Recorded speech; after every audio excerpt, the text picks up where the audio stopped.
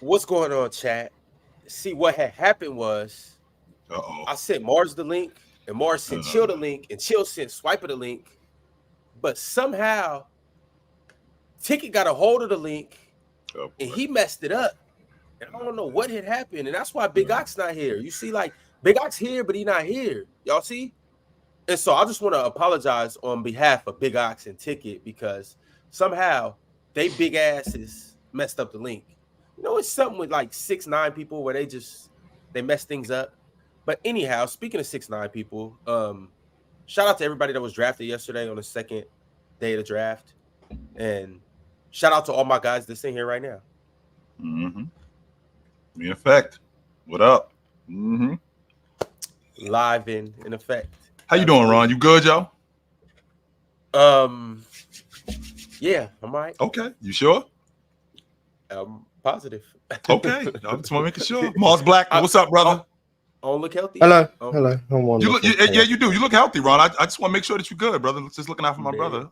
Because my best friend, he doesn't really call me much, so you know, I gotta make sure that I'm I gotta make sure that my other people good, because you know my best friend, I don't really talk with him as much as I would like. So it's cool. He said he was gonna call you yesterday, and he didn't happen. So no, he didn't. Yeah, he's a fraud. Yes. Ooh. Yeah. Who Ox?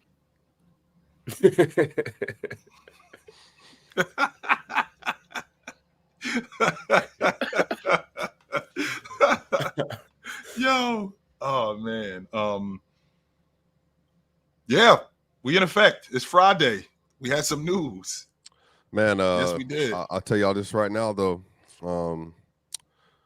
Depending on how things go, next hour and a half might have to pop out to show. There's a lot of stuff happening right now. There's a lot of stuff circulating in the city. So absolutely it is. And the reason why a lot of stuff popping off. Really quickly, and I know what Swipe is talking about. What I saw last night, I was horrified. That's all I got to say, Swiper. You were horrified. Why were you horrified? I was horrified. I didn't know it was that bad. That's why. I did not know it was that bad.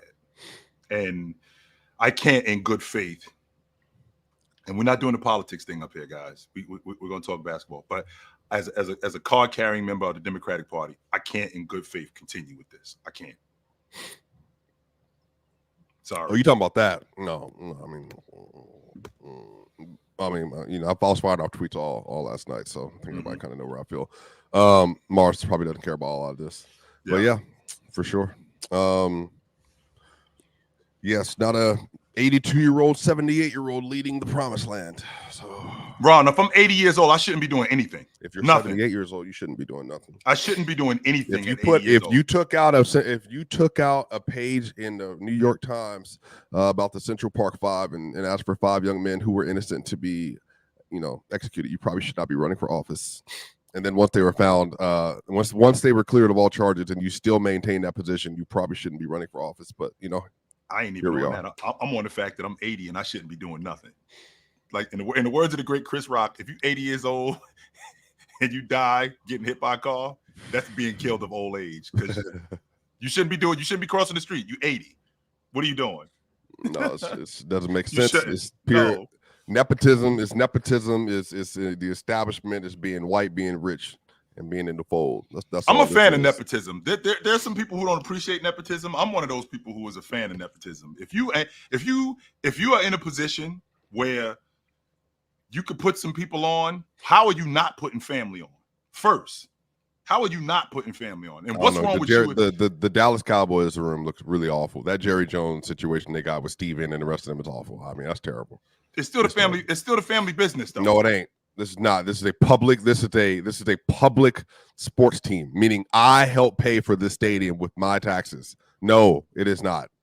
1,000%. Okay, so last I checked, I'm still the one who signs the check. No. You know why? Because that stadium that you don't want to pay for by yourself, what they're going to do is, let me tell you what happened in Atlanta. Chill.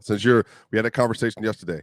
In Atlanta, they took all of the land from all those poor black people and then gave them a voucher for them to move on a slightly reduced rent in other places, forced them out, gobbled up the land, and that money went to outside Atlantans that did not have anything to do with the city, that were not a part of the major demographic of the city, and they rebuilt Mercedes-Benz Stadium, made the folks in the city pay for it, and also usurped the land.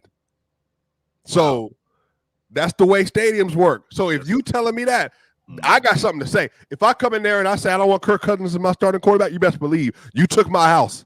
I'm gonna tell you what I don't want to happen. I got something to do with that. Right. That's a fact. I had to move because this stadium got built on my land. Right. So I had to move. Right. So I wouldn't want Kirk Cousins as my starting quarterback either. But Swiper, I get what you're saying though. Like that's beyond nasty, yo. Like, and I never really spoke out on things like this because it's like, how do I? But this is how I feel. How do I? Where do I begin? Because it's like, it's nothing I can say. You know when your mom tell you to go sit down in the corner, and you like, but why? Is she like, because I said so. Yeah, that's kind of what it's like. Like, what can you? I can speak out on it. Can't do nothing about it. Exactly my point. If the city doesn't, like, the same thing with again, I'll be done after this because I was actually talking about the PG news to Denver, but I'll finish on this. It's the same thing with Cop City being built in Atlanta. It's being built with Atlanta money in DeKalb County, and the Atlanta City Council, they did not put it to a vote because they did not want people being able to vote on if they're going to have a training facility for the police in the city of Atlanta. And so they including the mayor, bypassed the public vote until we then had to write an actual letter complaining to, and I'm not gonna say we, but just know it's a we, it's a big we, had to write letters on behalf of the Atlanta citizens to get it put to a vote. And it still didn't happen because at that point they had already made their decision, and they're getting over 90 million to 150 million of public money to build that facility without the say so. So that's what I'm telling y'all, man. Like, this is the way like stuff work. And then if you are in the family, chill, this is where nepotism come in. If you in the family in one of these industries, landowners, you own in all the buildings they build, all these malls at. I mean, chill, you're in Jersey or you're from Jersey. I mean, you've seen it. Ron's in Seattle, all them areas in Seattle that had all these poor people and all that stuff. If you one of these families and you connect to these families and you buying up this land, you making multi-million dollars, multi-million dollars, and it's being passed down to you every year. And it doesn't go to anybody else. In Mars, it's also happening in Mars country too. I mean, just the way business works, unfortunately, in quote unquote capitalism. That's just the way it works. I got it, you ain't got it, you ain't never gonna have it, I'm always gonna have it. But what I was talking about, chill, I do know what you was talking about, because the question that I have for you is this actually gonna happen, or does this have any legs? They tried, but this is my thing. Let me say this. Do you think that if PG's like, look, I'm gonna opt in, and maybe the Warriors can give him a deal. I think the Warriors probably have the best package. Mars, you might disagree. I'll be curious to hear your thoughts here. Do you think Wiggins and Moody and a couple first-round picks would be enough for them to get PG to Golden State and give him a max? Or do you feel having Michael Porter Jr., Zeke Naji, maybe Julian Strawther, and their 2031 first-round pick, if he's going to walk? So that's the thing. If PG's going to walk anyway, and you just need to re-up and recoup some assets, then on the other end, do you just take that and know, like, again, MPJ played 81 games last year. I think in the last maybe you can find this too. I want to say maybe in the last 3 years he's played. Well, not including 2022. So the last two seasons. Last 2 seasons. I think he's played more games than PG by maybe a considerable amount, like maybe by like 20 or something like that. Right. So he's obviously a better, like rebounder than him. He's not as good of a defender. He's not as good of an on-ball creator and all that, but you're getting obviously a more consistent player that's just going to be there and all that stuff. And again, you're getting a backup big that you can use, and you want to play small ball. You got a player that can play small ball. You can switch everything 5 out. But I think on the other end of this, if on the Nuggets, and again, people laugh at PG and all that stuff, but stop. If PG was the third option, I'm trying to get Tim Hardaway Jr. off the floor. But stop playing for chill. Put you in the corner. Right, that's what I'm saying. I'm trying to focus because Swiper has a point. Talking hoops over here, and you over there playing around. Right. All right. Stop. All right. Go ahead, Swiper. The teacher is talking. Mars, one more game in the last 4, and then how many in the last 2? Do you know?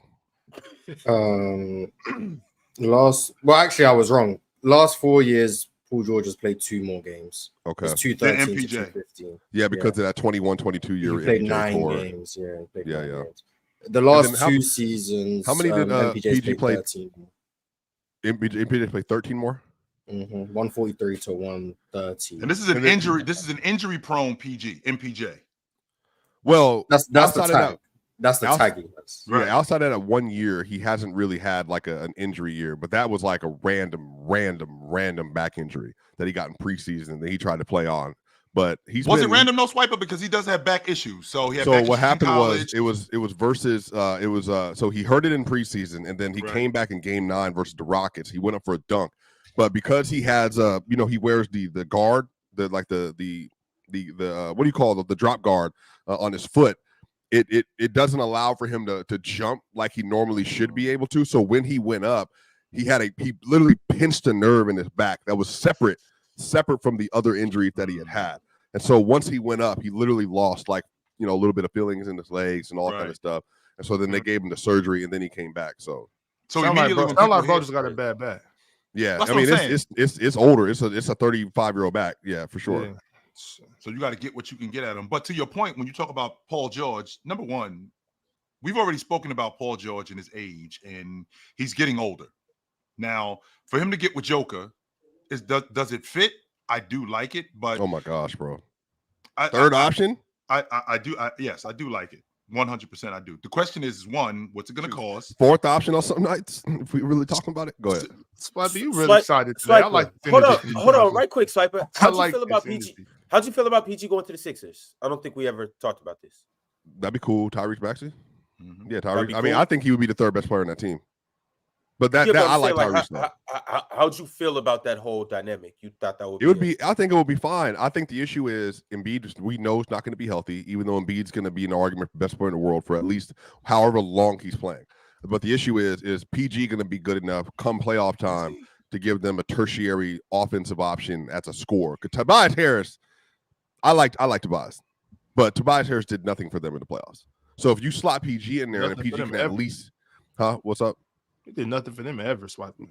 No, I wouldn't say ever. That's crazy. He in 2019 versus Raptor, he was good. Or 2021, 22, whenever that was. Sorry, I didn't take 2019, 21. Ox wrong about him. He Tobias Harris is whack in the postseason. I won't argue that. But during the regular season, he's a good defender though. But again, Ox having a 6'9", 240-pound wing that can shoot 40% from 3 in the regular season. I mean, that's.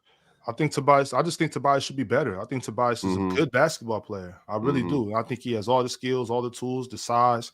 It's just, I don't know. I just don't think he knows what to do. Like at this stage, Ox, he been in the league 10 years. Yeah, I mean, some people. He could be in the league for a long time. Chill. Where's Tobias Harris getting mentioned at right now, Ox? He what is as far as what? In terms of where he's going to sign right now? What is the? I haven't heard anything about Tobias Harris.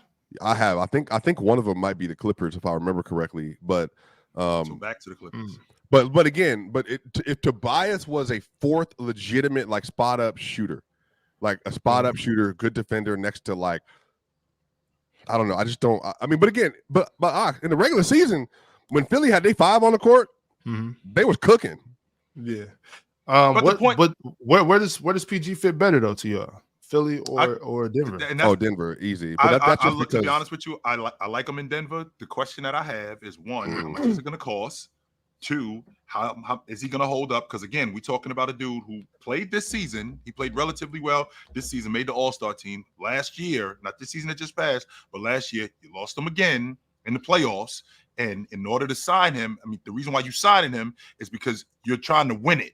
You're not signing PG for the regular season. You're signing PG for the postseason. We've already known about PG in the postseason. But as a 3rd option, running with Joker and running with Jamal Murray, they can really maximize him for, I think Paul George has he's got another 2 years at this level before he really starts to slow down. I don't think that he's going to play at this level for past 2 more years. I think we talk about him like he's still 28, 29 years old. He's not.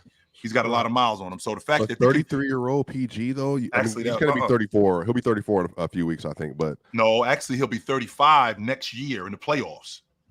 He's already 34 years old. I thought his birthday's I thought coming up. So he just turned 34. Just turned 34. So he'll be 35 next year when the playoffs start. That sounds about right. Chill. Can we establish something? Swiper, Ox, Mars. Can we establish something? What's that? What is, I would say, the age of 36. Being a grandpa in the NBA. 36. Well, yes. I feel like we got to league? start having when a guy starts to approach his mid-30s, we got to start having a conversation. Not necessarily grandpa, but when he approaches his mid-30s, it's logical to start asking the question: is he starting to break down? 35. So around 30, there's exceptions. Jordan at 35, he was still at the top of his game. Durant, James, Steph, Kevin Durant, LeBron. Curry. Like there's like those guys are exceptions. There aren't many guys that are elite. Al Horford.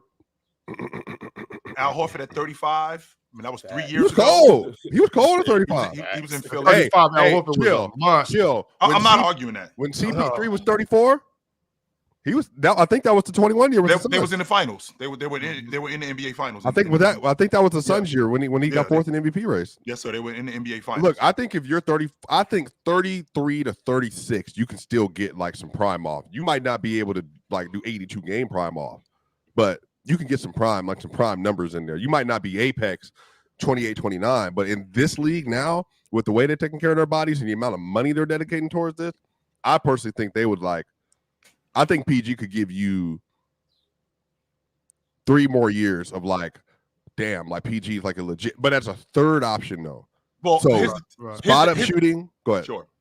Here's the difference though, Swipe. Okay, one, the game is more athletic today. The game is faster. The game is a lot younger today. So when you're approaching that age, that 33, 34 age, when you're approaching your mid-30s, okay, sure, you've taken care of your body. You've done a lot to take care of your body, and you guys are playing more. Well, the difference with that is guys like Paul George, who started breaking down already. Now you probably can get another year or two out of him, but I think it's legit. I think it's legit to ask the question when you start to get to this point. Wait a minute. I mean, how much longer do we have with this guy?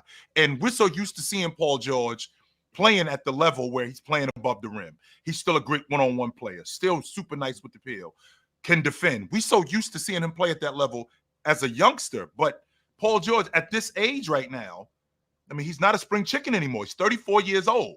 So how much longer can we realistically say he can play at this level? I think it's 2 more years, considering that he's already started the process of in the same role he's in now, like playing next to Kawhi. Even if he played as the third option, you might be able to preserve him as a third option because you could take some of the load off of him that he wouldn't have to have if he was the second option or even if he was the first option. Here's the thing. I think if you had PG with so this is why I say PG with the 76ers, I think he would be asked to be.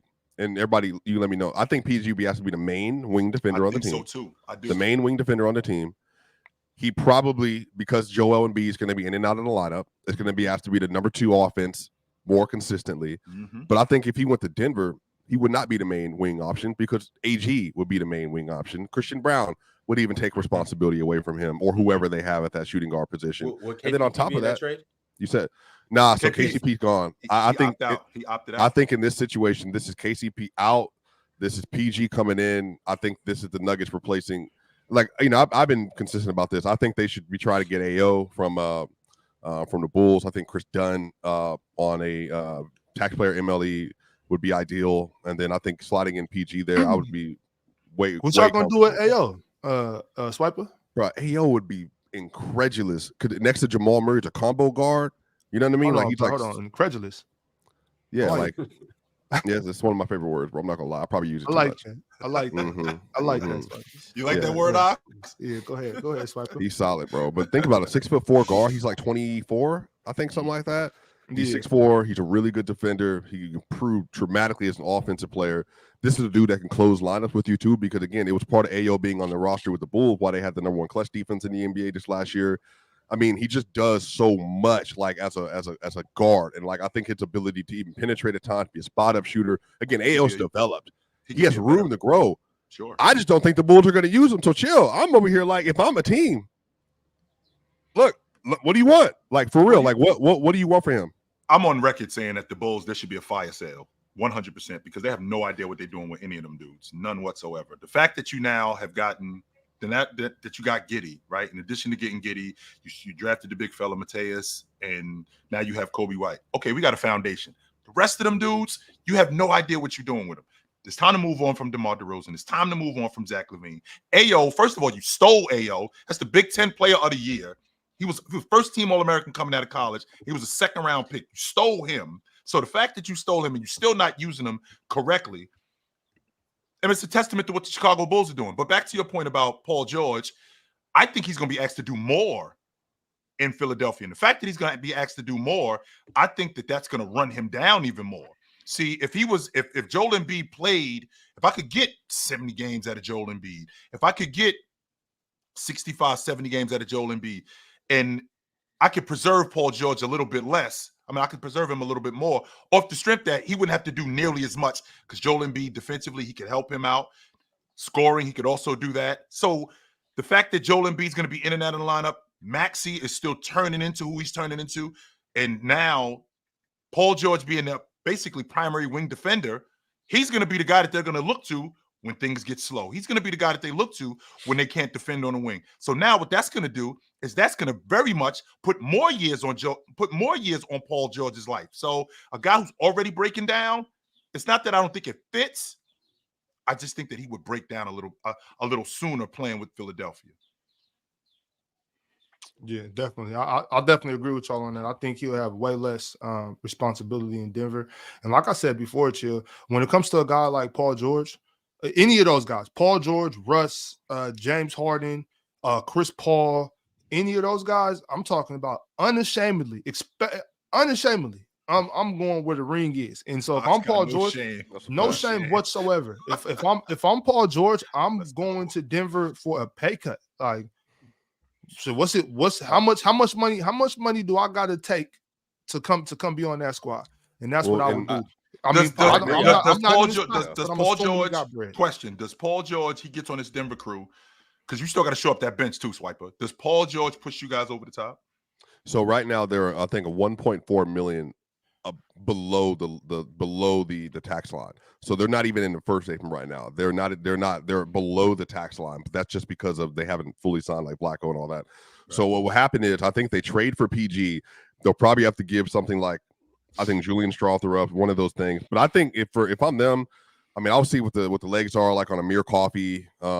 Just see like you can get a rotation player in there. But it's vet minimums after that. So, like for instance, y'all think Eric Gordon is going to get anything other than a vet min? He shouldn't. So that's what I mean. Like at that point, you're looking at that kind of stuff. Like, you already got CP, you already got Peyton Watson, you already got you see if Julian's gone. They just drafted Deron Holmes the second. They would have Blacko. They just need to get a backup point. But right now they got Jalen Pickett. For them, they think they have enough. Go ahead. Swiper, with everything that you just said, okay, we're on a time constraint here. We can't waste any more of Joker's prime. We can't waste any of Joker's prime years. Mm-hmm. Now, I do think that the super team era is over. I think we're past that. I think that we're in an era of the 2 stars and building a bunch of really good players around them and rotation guys. I think that's what's going on in this era. The question that I have is with Joker, Denver isn't one of those places where, a prime, not prime. Prime's not the word I'm looking for. If we had a guy who, I'll go play in Denver for a little bit of money. Would I go play with Joker for a little bit of money, or would I go to Denver for a little bit of money? That's the $1 million question. Because I'm not replacing these rotation players with players that are young guys, and I'm expected to win. Because again, the Western Conference is a gauntlet. So if I already lost Reggie Jackson, I already lost Uncle Jeff, I already lost Bruce Brown. I'm gonna lose KCP. So I'm gonna supplant KCP with Paul George and whom else?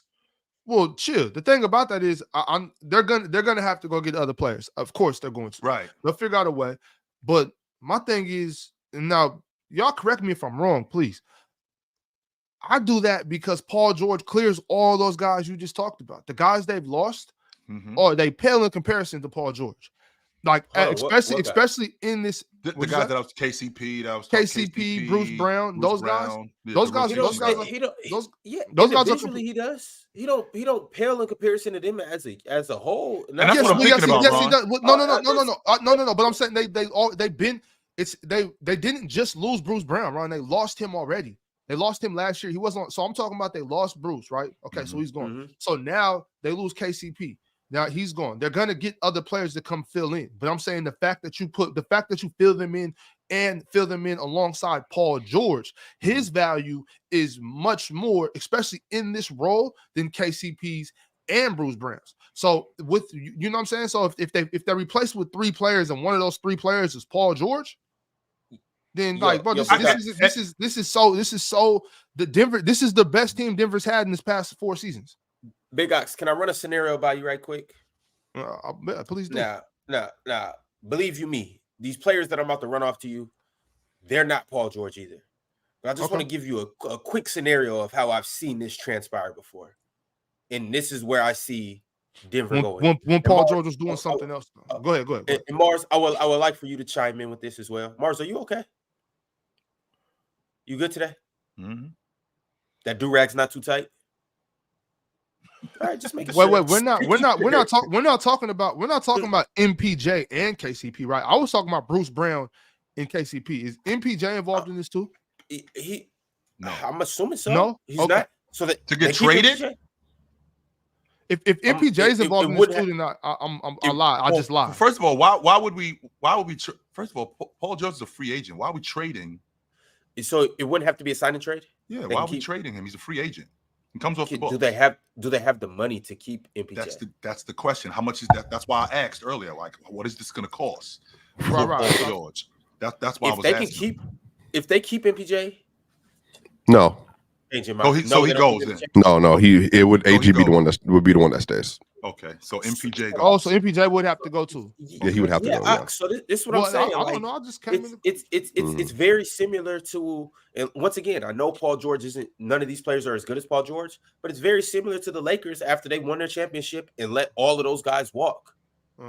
Like that, you still have Bron, you still have AD, they still have Jokic, they still have Jamal Murray, but without Caruso, without Kentavious Caldwell-Pope. Without Rondo, they added Russell Westbrook. They didn't add Paul George. You know what's your ceiling? How much y'all would pay? That's a completely different thing, right? What's your ceiling? How much y'all pay KCP? What's Russell? What? Yeah, I'm gonna go with your logic. I'm gonna go with your logic. A perennial all-star. How is that my logic? When have I ever talked about all-stars before? You've never heard me talk. No. Just understand what I'm saying. Like you be the main person to talk about. Let's not play the semantics game. Just understand what I'm saying. We're talking about a very good player in the NBA who's never won nothing and who doesn't necessarily play the best brand of basketball. Paul George can fit in that category too. If you want to put him in the category, that's fine. But make sure he's not next to Russell Westbrook. Here's the thing, though. Here's the thing. I don't have to put him in that category. He's in that category. He's been in the league for 14, 15 years. Okay, but Ron, can we stop beating around the bush and just talk about who's better, Paul George or Russell Westbrook? Because let's not do what you. I'm not talking. Paul George is better. He's a better player than Russell Westbrook. I'm not talking about Russell Westbrook. I'm talking about them losing Kentavious Caldwell-Pope, Bruce Brown, and Michael Porter Jr. They just lost Reggie Jackson. Guys like that. You're not about to win. Replacing all of those guys with Paul George. But that's a big deal. But he said Reggie Jackson. They threw Reggie Jackson. Let me respond to Ron, because what I want to say is, Ron, like, that's not the difference in that. Like, I get what you're saying. You don't win a championship and then just start giving up all your role players and then win a championship again. I understand that. Unless you replace them. It depends on who you replace them with. If I let these guys go and I replace them with Russell Westbrook, then of course we're not going to win. If I let these guys go and I replace them with a couple of different role players and Paul George, and Paul George comes in as the third, fourth option, I did nothing similar to what the Lakers did. What the Lakers did is completely different from what we're talking about right here. That's all I'm saying. You are a historian. Can you let me know when a championship team has broken up their roster, aside from just the role players, added somebody, and been able to keep going, other than the Warriors? Like, come on. We can't talk about the Warriors. But they didn't break up their roster, though. Right. They kept Bruce Brown walked because they couldn't pay him. Okay, and that's Ron, my but point. They still lost the championship. But that's not your point. You said they broke up their roster. They could only offer him $7.7 million. He got 22.5. I'm The not Spurs, saying the that. Spurs did it for 20 years. That's almost Yeah, they gave up. Remember, triple. Jonathan, my boy Ryan Blackburn, My High Sports brought this up. They gave up. What was it? What was his name? Simons. What was it? Jonathan Simons. You know what I'm talking about? Yeah. Jonathan Jonathan. And he went to Simmons went to Spurs. Orlando. That was another one of those Philly. dudes. Like they just said we're not going to pay him that much money. They should. So, but they get wrong. And everybody up here could just. I think this would be the crux, the nexus of this whole conversation. How much would y'all be willing to pay KCP on an annual average? Okay, so I think he does more in terms of value. I think he does more than Jordan Poole.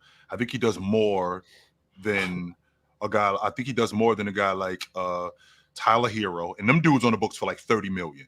How much is Dylan Brooks getting paid? Dylan Brooks is on the books for 20, and I think he's underpaid too. To be quite honest, I think he might be 22. He signed. I think he signed didn't he sign a 4-year deal for like $80 million, if I'm not mistaken? Yeah, so it's front loaded though, so it was higher this year. It'll be lower. So the majority of the dough is in the front of the contract.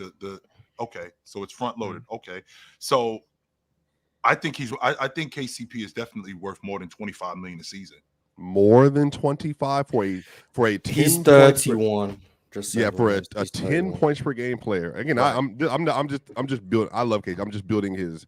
This is who he is. Right. A 10 points per game player, about 3 rebounds, about 1.5 assists, about 1 steal, less than a block a game, on 40% from 3, 90% from the line, 87% from the line, and then about 48% from the field. Yep. First team All NBA caliber defender, 1,000%. Like I don't have any issue with that. That right there, right? Everything that you just said, everything that you just said, for that one thing that you just said right there, that could be the difference between us winning and losing, because he's also a versatile defender too on the wing.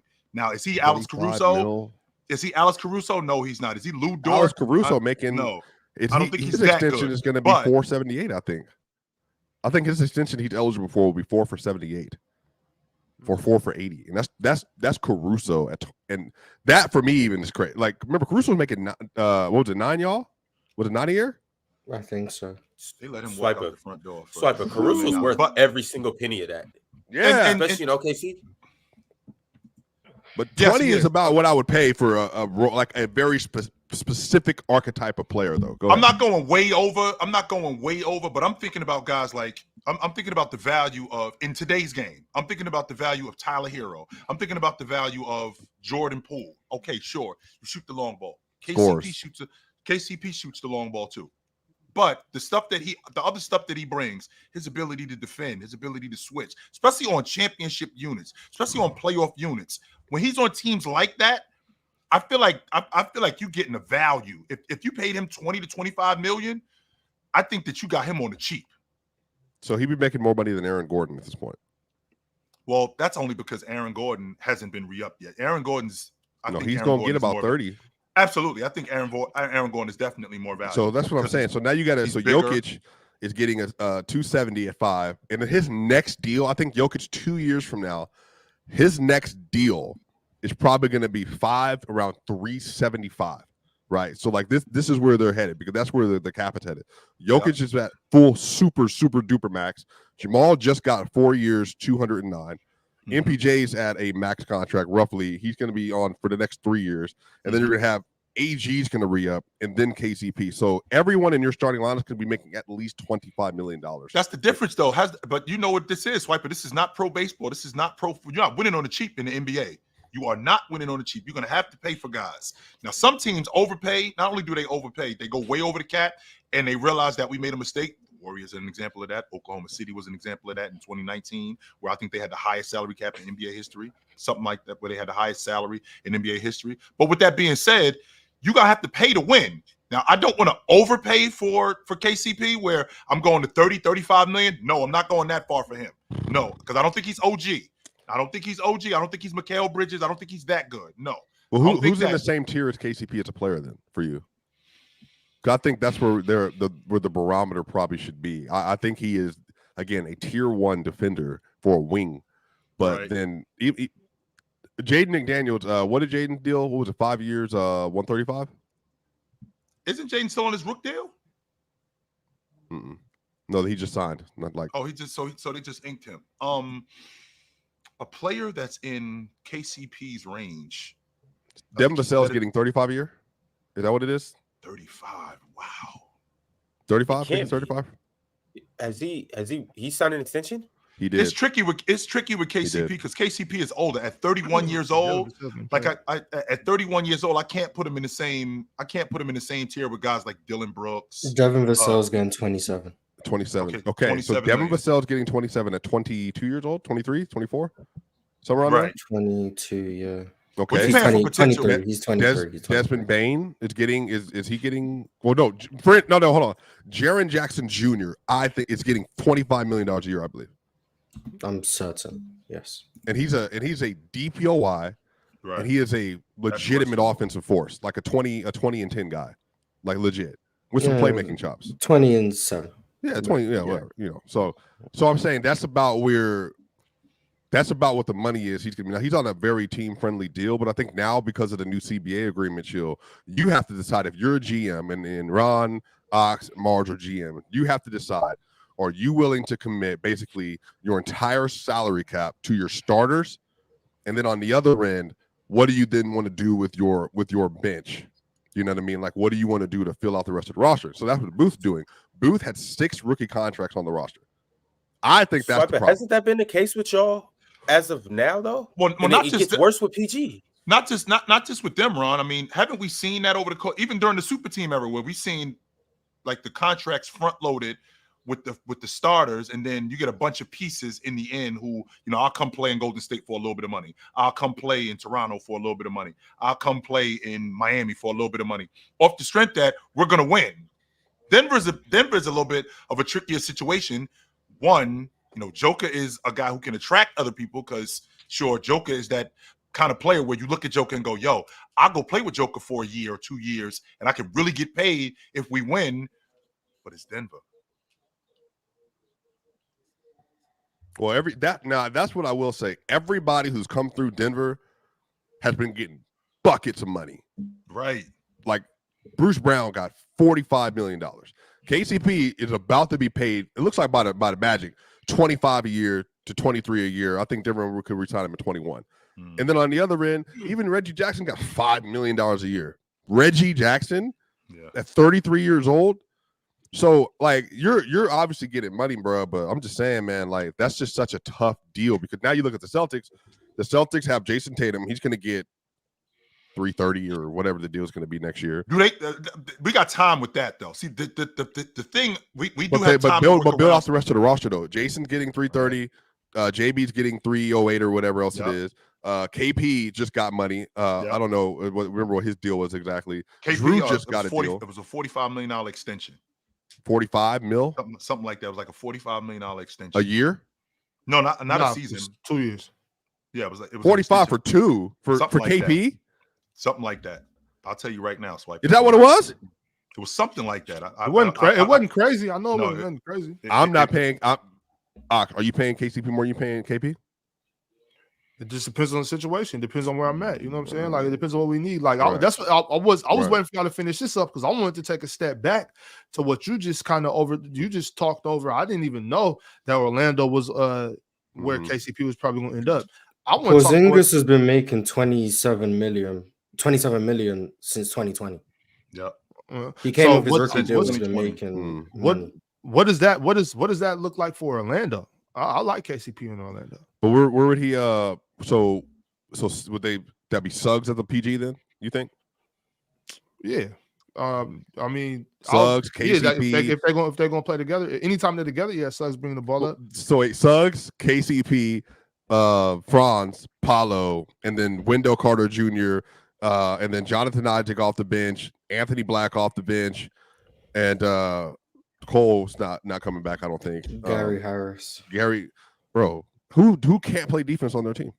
That's what I'm saying. I like the way that looks. Either way, because the point guards they got Cole and Markelle. I don't like them anyway. So I'd rather have KCP out there at the 2 and Suggs bringing the ball up than play either one of those dudes anyway. So sheesh, they will be hell to play. Like it was 60 million for Porzingis. I said 45. I was wrong. It was 2 years of 60 million. It was a $60 million extension. So it was already, and actually, if you look at his contract, he's making less money on the back end of this. The money actually goes down. What was Drew Holiday's contract? He went for like 130 or something crazy like that. Like 4 years? Yeah. Mm-hmm. Yes. Well, that's what I'm saying, man. But even them, they got Sam Hauser, Peyton Pritchard, Xavier. They already extended Pritchard. So they already extended Pritchard. And but they're about to get dumb expensive, though. That's what I'm saying. But of course, to them, all their players are in their prime, except for Drew. Technically, Drew is not in his physical prime.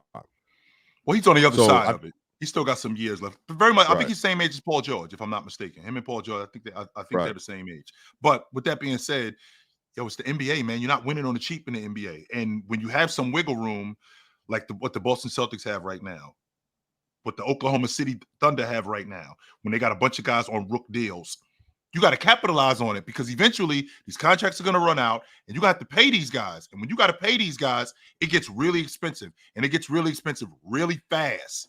So this is when GMing becomes the important part of your job, way important part of your job. All right, fellas. Make sure y'all go ahead and hit that like button. Shout out to everybody that's in here. I got some super chats, so you already know the drill. We're gonna go ahead and make this happen. Gandhi KV2 sent through the first super chat. Mm-hmm. He said, y'all remember when Chilltown said Bronny James' ceiling is Gilbert Arenas? Troll alert! Woo, woo, woo, woo! Troll alert! Woo, woo, woo, woo, woo, woo! Troll alert! Is that what that was? Troll alert! Yo, Chilltown. Woo! So can I then ask you? Can I then ask you what's the ceiling? What is Bronny James' ceiling? Well, first of all, and I already know this is going to happen. He's going to make the squad, but I mean, if we're going to be honest, he's got to make the squad.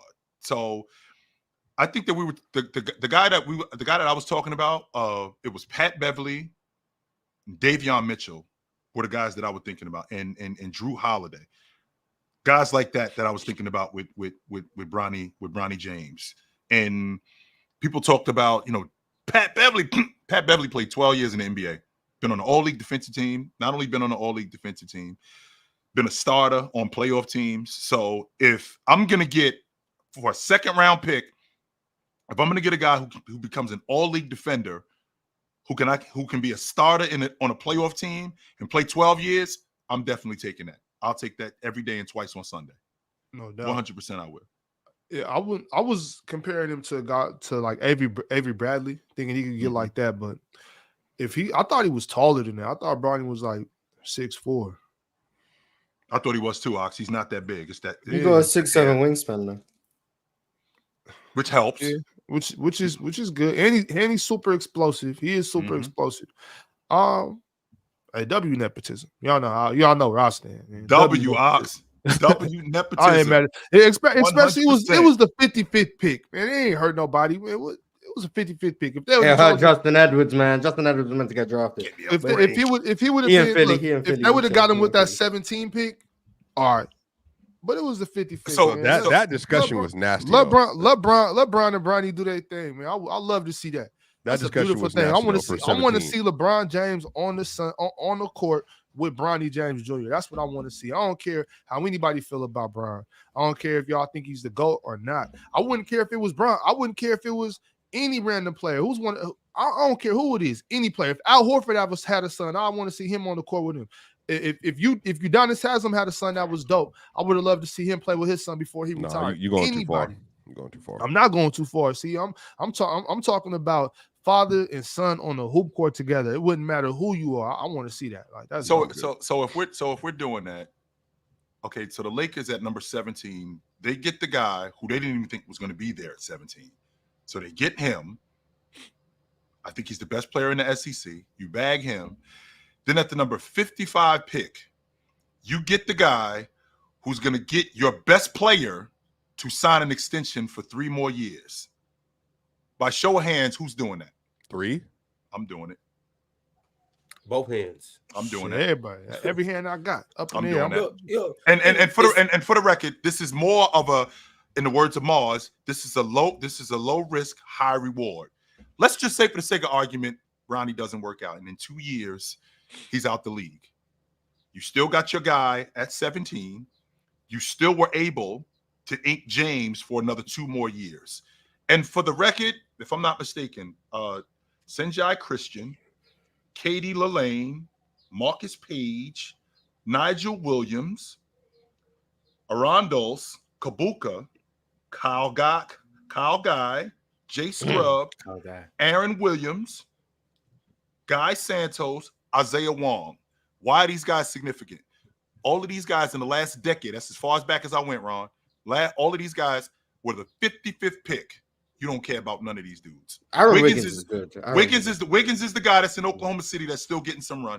But for the most part, you don't care about none of these dudes. And none of these dudes are as significant in getting your best player signed moving forward long term. None of us when we talk about nepotism. Last I checked, Ox, your favorite woman in pro basketball, did she have $4 billion to buy the Lakers? How did she become the chairman of the Lakers?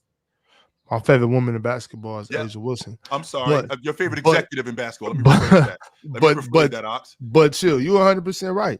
That's how you. I mean, that's just the American way, man. It's nothing wrong with that, man. If your son was able to come to the NBA with you, you would make it happen too.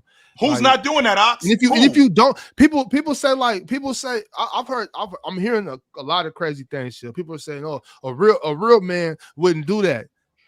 What I feel like if I was on the edge of being in the league and I wasn't sure if I was good or not or good enough or not, but I had my pops is the GOAT.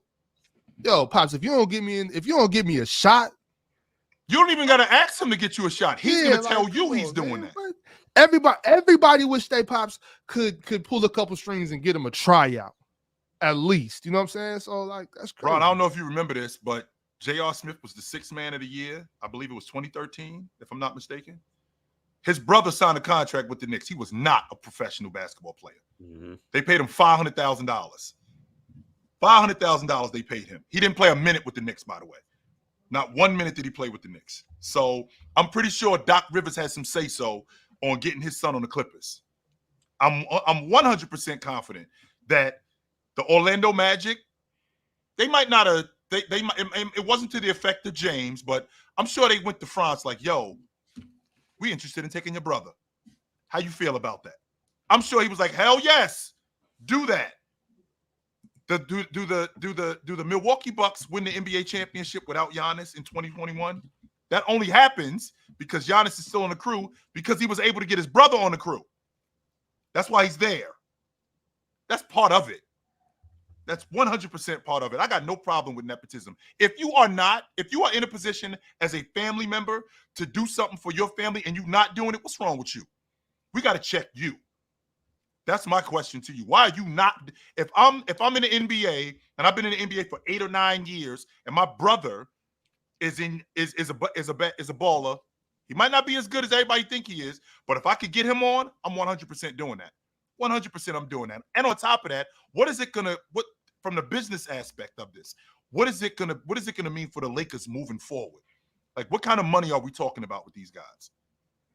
If James ends up making the crew and for some reason he cracks the lineup now, so now you get James on the floor, that's must-see TV. Yeah, on top of that though, chill, like I'm about them like they're the Cowboys, brother.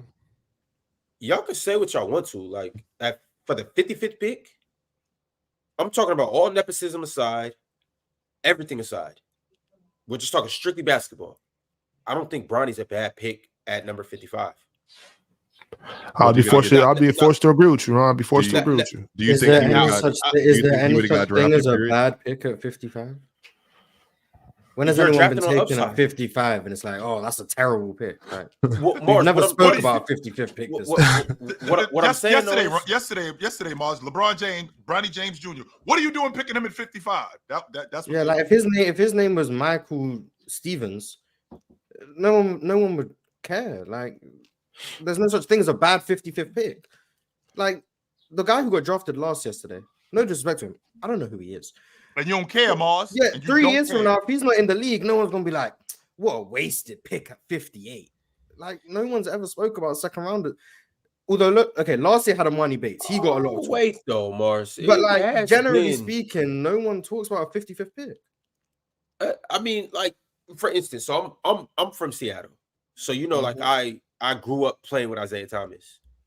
When he was drafted as Mr. Relevant and the Pac-12 Player of the Year, that was spoken on very heavily where I'm from, and just on the West Coast. So I'm saying it is certain guys, but I get what you're saying though. Like at 55, But that was spoken on as in he should have gone higher, right? Yes. Yeah. No one has ever said a 60th pick is a bad pick because why taking him instead of this guy? No one's ever like that's what I'm saying. No one said a negative thing about a 60th pick before because it's a 60th pick. Like we don't speak about them this much.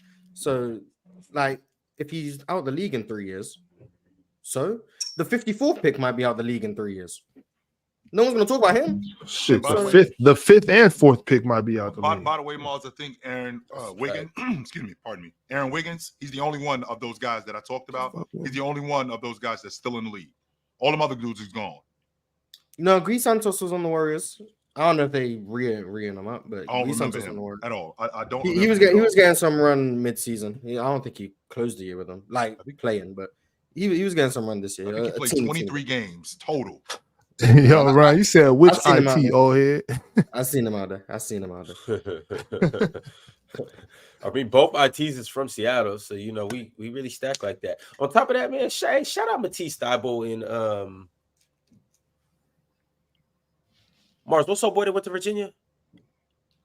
Plays for the Wizards. No, not done. Shooter. Corey Kispert. Yeah. He went to Gonzaga. Shout out to Matisse and Corey Kispert. They both Seattle guys. You know, just gotta shout out all of our Seattle guys while I got the opportunity to. Shout out to OG Anunoby, born in the UK. There you go. Okay. Hey, UK putting out prospects. I see y'all. We do this, man. We do this. Dang. Yeah, refugee. Shout out to us. Housing our refugees. Nikola Jovic, born in Leicester in the UK. Shout out. Y'all starting to look like France.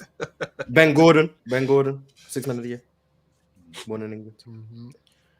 Yeah, man. W nepotism, man. For real, Ox. Because the people who hate it, the people who hate it have not been a product of it.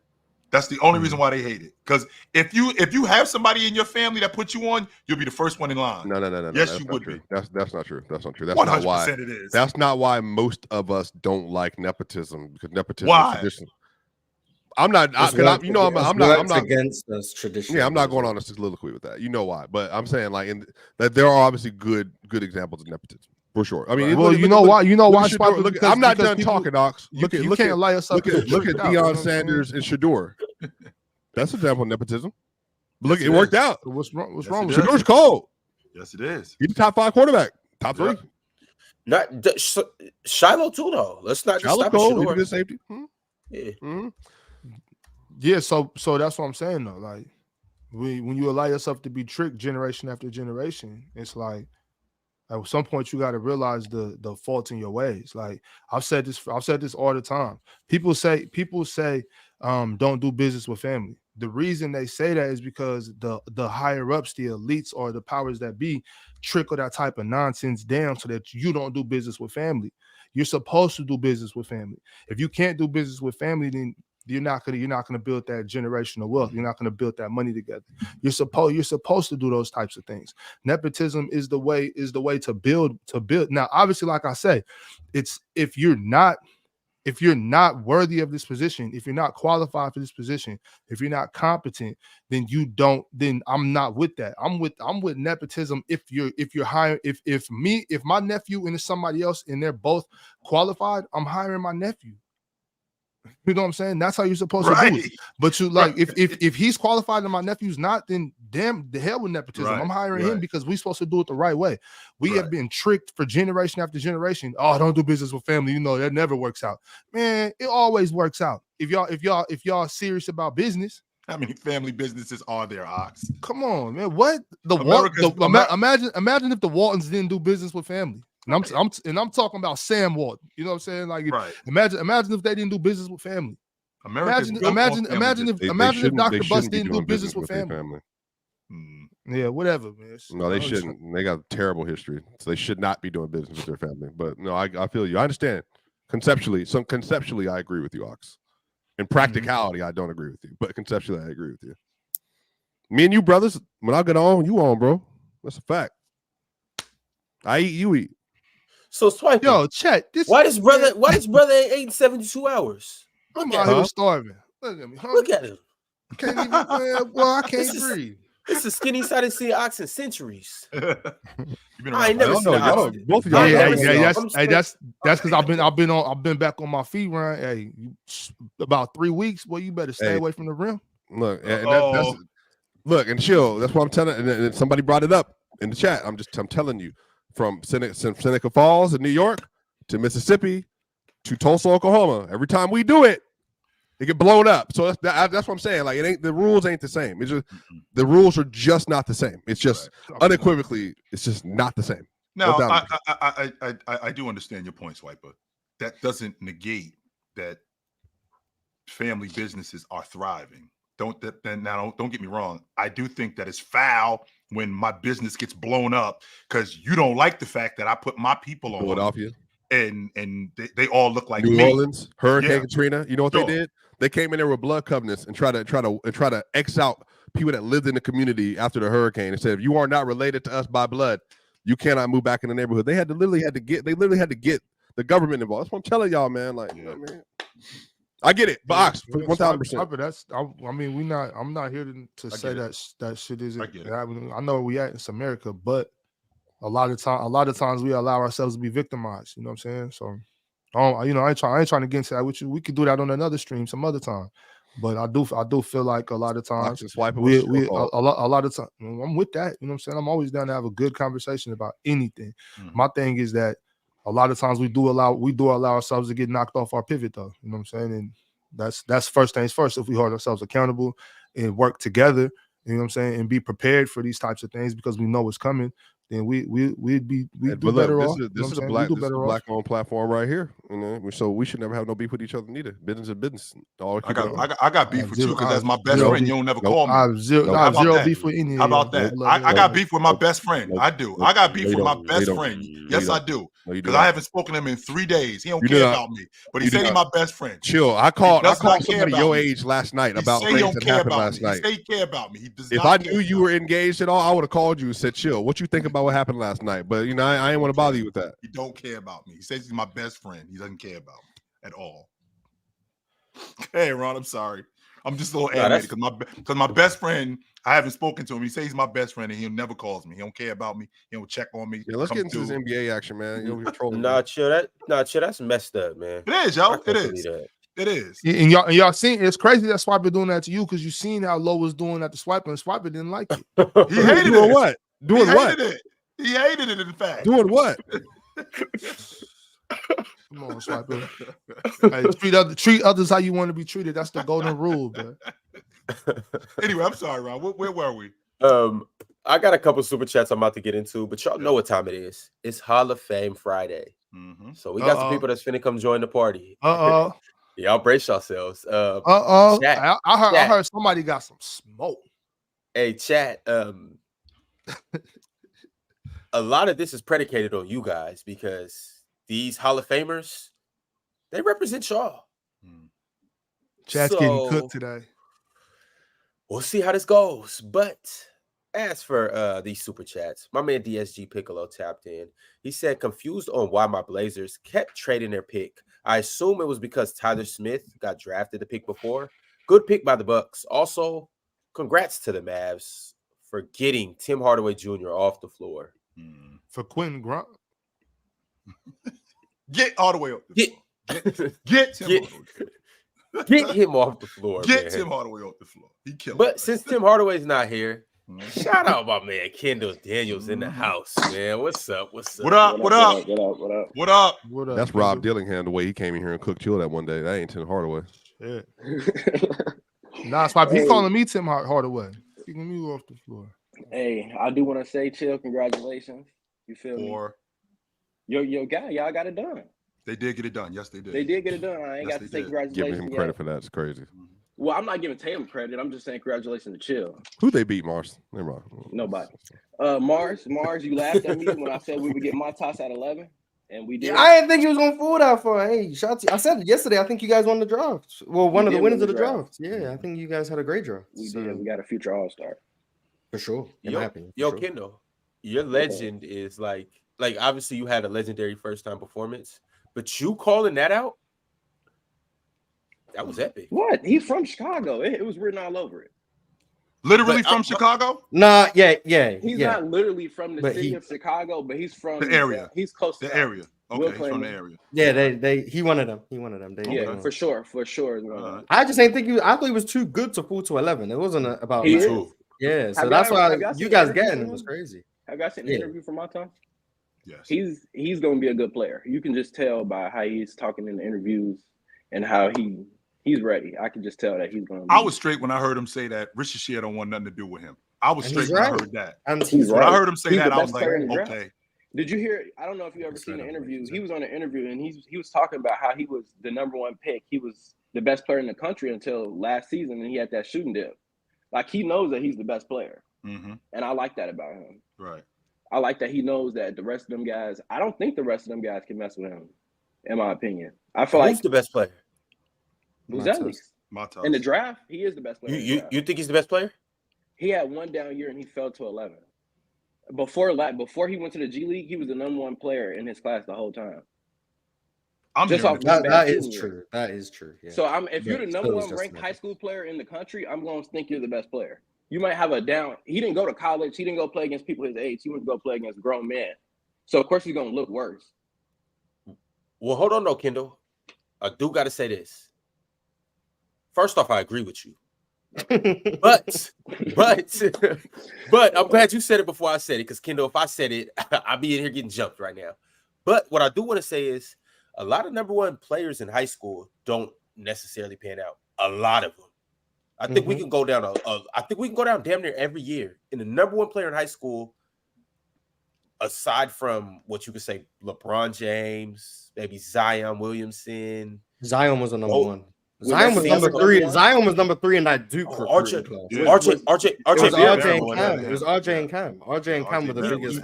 Zion was at 4. Was Anthony Edwards #1? James Wiseman was #1. No, you see what I'm saying? So like a lot of times these #1 picks never pan out in high school, and I think it's weird. I'm with you. I just want to put that out there though. I mean, that's cool. I mean, but like some of them do pan out. I just think he's one of them ones. Like when I look at his game, I would have took him #1. Like, and it's not just because he's from Chicago or anything like that. I learned that recently. Like, I would have took him #1. I just think he got the best upside, and I think coming in, he'll probably be the best rookie of all the rookies. This kid, he's not gonna play this season, but I don't know if Topic. I'm bugging out. Yeah, that's what I keep hearing. I hear that this kid Topic. I heard that he's the real deal, and he might not get maximized in Oklahoma City because he need the ball in his hands, and they already got a guy who's got the ball in his hands. Like, I think he'd be really good if he was in Phoenix. If he was playing in Phoenix, I think he'd be a lot better because they would have a lead guard that can get those other dudes involved. Devin Booker could play off the ball, which is where he's at his best. Bradley Beal could also play off the ball, which is where he's at his best. I hear what you're saying. Right. Chill. I want to just dive into something real quick. What you said, because it's just a term that this is one of those terms and phrases that I hate in basketball, and we talk about it a lot, and we talk about a lot of guys like that. What's with they need the ball in their hands? Like, I just don't understand that. How are you?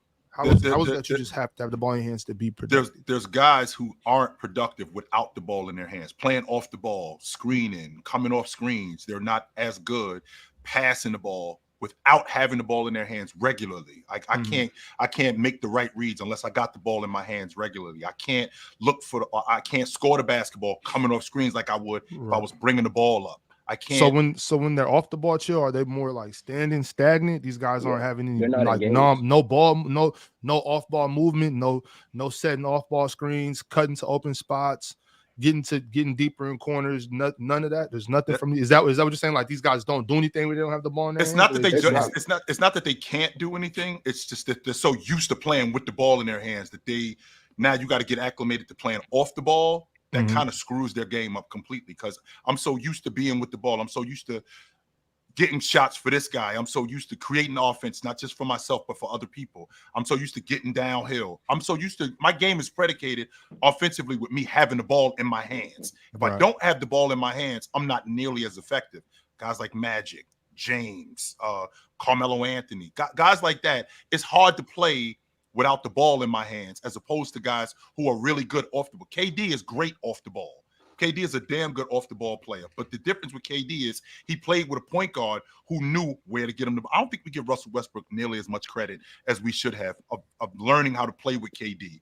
And not just learning how to play with KD, understanding KD's nuances. Where does KD want the ball? Is KD better off the bounce when I get it to him? Is he better when he comes off screens just popping it to him? Is he better in transition off the back? I have to understand where KD likes his spots, where he needs the ball, when I need to get it to him. If he missed a couple of shots, how do I get him to? That's really important when you're a lead guard playing with a guy who plays off the ball. KD is one of the better off-the-ball players, but there's not a lot of guys who play great off the ball because they are so used to having the ball in their hands. I don't know how good Luka would be if Luka had to play off the ball because Luka's game is predicated on him playing with the basketball because he's always been responsible for so many other people's offense. Kendall, you was about to chime in on this.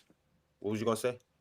I agree with what you're saying about players off ball and on ball. I feel like a good example of that is like Trae Young in his earlier years. He wasn't engaged off the ball. Like Trae Young off the ball is like maybe worse than Trae Young on defense. So it's just like, hey, he's not doing anything. What is he doing? He's standing at the 3-point line. My goodness. But let's be real. Get Trae off the floor. If he don't got the ball. I mean, he's not coming off on screens or doing anything like that. So I agree with that. But one thing that I just wanted to push back on, not to sound like a Russ hater, because I know last time I was up here and I said the Russ and D-Rose thing, I just think it's a little crazy to be talking about giving Russ credit for giving KD the ball in his spots when all the spots are KD spots. Like, I don't know a real point guard that couldn't get him the ball, like that couldn't get KD to his spots because KD going to get to the spots regardless. Like, there is no non-KD spot. Keep going. Like, I'm not sure, like, how you can say he's getting a guy to his spots when the guy can score from everywhere. Sure. So now, it's just like, I wouldn't give him too much credit for that. Now, here's the difference with that logic. The difference with that logic is I think you saying that predicated on what you see now. Remember, KD came into the league a year before Russell Westbrook. So those spots that you talk about, he wasn't always in those spots. He did have to he did have to find those spots. If I'm not mistaken, I believe Kobe Bryant talked about how KD couldn't go right off the dribble. Well, he had to learn to do that. And Russ had to learn when to get him the ball going right off the dribble when he's coming off the screens. So he wasn't always who he is, coming off screens, getting to spots. He wasn't always that. He had to learn how to do that. Say he became that? I'm going to say around 12, maybe 11, maybe 12. So basically, when I feel like it was automatic. When I think it was automatic. That proves my point because you're basically saying once he became KD, then he had all the spots. Sure. Well, the thing too with Russ's game, y'all, it's like Russ's game is very reactionary. Right. He's not a seeing a couple steps ahead type player. Are you sure? He's going, and he's you know what I'm saying? He's Russell Westbrook is an opportunistic basketball player, which I'm not knocking him for that. I mean, he thinks quick on his toes, you know what I'm saying? He's explosive, he was these things, athletic, explosive, able to create things, able to make things happen. But he was definitely not seeing steps in advance. He's a reactionary, opportunistic basketball player. Nothing wrong with that. Nothing wrong. One of the best playmaker passers, not an anticipatory passer. That doesn't make sense. Because he was reacting and just doing the right thing. There's nothing wrong with that. No, that's not enough. That's called. You basically called him a defensive end. You called him a defensive end. I got it. Fine. He's not a defensive end. Whatever you say, I'm calling him is exactly what I'm calling him. I can't be a lead guard to Russ's caliber, and I'm only reacting off you. I have to be able to see. If you're that good, if you're that talented, I have to be able to see big and strong and fast. Even if I am that talented, I still, on some level, when the game slows down, I still have to see the game a couple of plays ahead. You have to, but he don't. If he didn't, then he wouldn't be able to make the plays that he made, Ox. He wouldn't be able to get guys the ball where they necessarily need the ball. He wouldn't be able to get downhill. He wouldn't be able to get KD. To Kendall's point, like he just said, he wasn't getting them the ball where they needed the ball. He was getting them the ball where he found them when he got stuck. Or where not stuck. Because I don't want to sound like I'm knocking Russ. He was getting exactly what you're doing, Ox. What Russ was really good at, is using his explosiveness, getting to the rim, and when the big man helped dishing it down. That's a hell of a play for a point guard. I love that. I love that from any point guard. That's great stuff for Russ. That's not something that's high level basketball. That's not high level thinking like, oh, I'll make him come to me and then give him the ball. Like that's what you're supposed to do in basketball.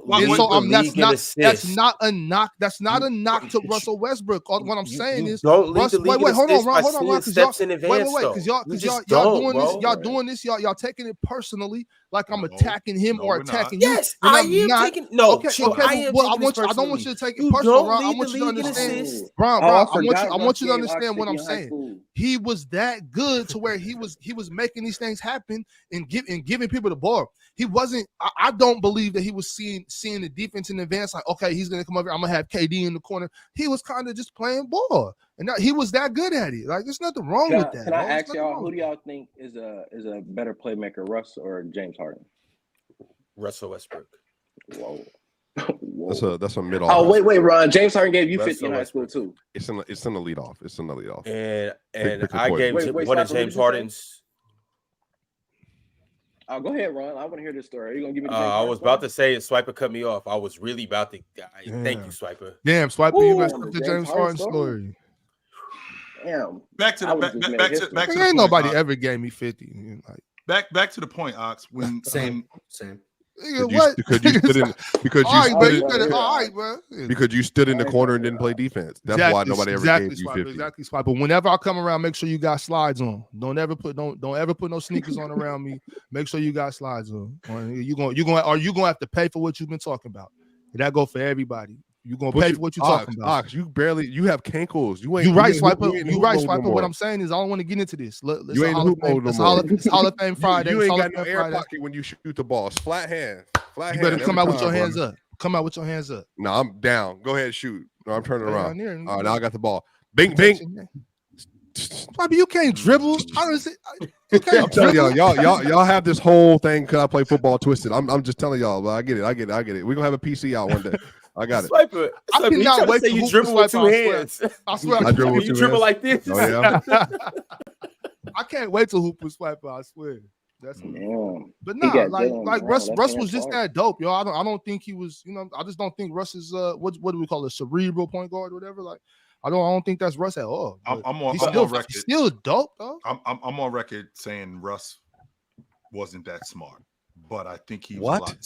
I was on record saying that y'all are so anti. Right, but he talking about black man. Y'all are so anti something. But wait, Swiper, bro. Do you got Russ over Harden? The point Harden's a better player all time than Russ. Okay, what about just offensive playmaker? It's probably Harden, but I mean I wouldn't have issues with people with Russ. It's probably Harden though, but Harden just had that window where basically he was the best perimeter playmaker outside of Magic maybe ever. So I mean, it's hard to touch that. Maybe I said maybe. I'm not saying for sure. I'm just saying, but it's definitely Harden. When James Harden was going in that run, like those years, man, I was really high on James Harden. If you ask me, I would say, I don't know, man. I had James Harden like a 3-time MVP. You had him what? Mars did too. Mars had him winning the league MVP 3 straight years. I think that was wow. 16, 17, 17, 18, 18, 19? Yes, Mars had him winning the league MVP 3 straight years. Won 17. I think he could have won 15. Like he could have won a lot. Like Harden was really out here. He just wasn't Steph Curry, bro. That's all it was. He just was in the wrong era. He was in the wrong era. But in my opinion, they might have given an award to Steph Curry, but I didn't get it. He could have won 2021. I thought it was. He could have won 2021. He could have won 18. He won 18. He could have won 17. Well, I know I'm saying, but he was 25 and 12 when he went to the Nets, and he looked insane. Yeah. I mean, Nets James Harden is severely underrated. But see, that's the thing with Harden. Harden, he was always, if he was in another era, I think he could have been the best player in the world. He just ran into LeBron, he ran into Steph, he ran into Durant, and then he ran into this era with Jokic and Giannis and them, and then he just kind of was always underneath that that tier. What- Now, what- I know- what- I'm not sure wait, any if era there he- is- what other era? That's what I was just about to ask. What era is he the best player in the He world? gonna run into Kobe. He gonna run into Kobe. the Then he gonna not run into happening. Shaq. in Then the he run into Mike. 1960s, in the And Olajuwon. Oh, I 1960s, agree. I in the agree. 1960s, he Okay, would have I been the agree. best in the world. I can tell you I that agree. right now. I can I promise agree. you that, Chill. I agree. All, I agree. all 60 years those ago. plumbers and builders out there, I guarantee James Absolutely. Harden would have been at the top of it. Firemen and W cop out. Are W y'all cop gonna let out. me get off the top 10 today? Yes, yeah, that's what we were waiting Oh, for shit, that. you haven't seen the Hit- top 10. Ox and Mars have. I have Oh, not. yeah. No, right quick I'll though. see. I Right have quick. not. No, sir. I'm trying to figure out like when is a player of Russell Westbrook's caliber got disrespected like this? My Wait, opinion, who was like, second? I, Who James did Harden. if disrespect you the say rest James today? Harden, if James you Harden say for sure. James Harden, You if say and James Chill, Harden- you said he wasn't. Chill said he wasn't a cerebral player. And you said he wasn't an anticipatory passer. He no. First of all, I Said didn't. he was dope I- though. Like, This is what what's Swiper being does. sensitive for? Swiper, let me tell you what Swiper does. Swiper changes words and it makes it screw up the people. That's what it does. I didn't say he wasn't a And then he cerebral. be using the No, words wrong. I did not Swiper say he playing wasn't a mind control. cerebral Words that I point used guard. wrong. Okay, you said that I said Swiper, he you wasn't a should've said cerebral that. point guard. Yeah, you I just said he said- wasn't that smart. It's the I don't same. think. No, it's not. I don't think he's that. I don't think he's Uh-oh, dumb. Swiper.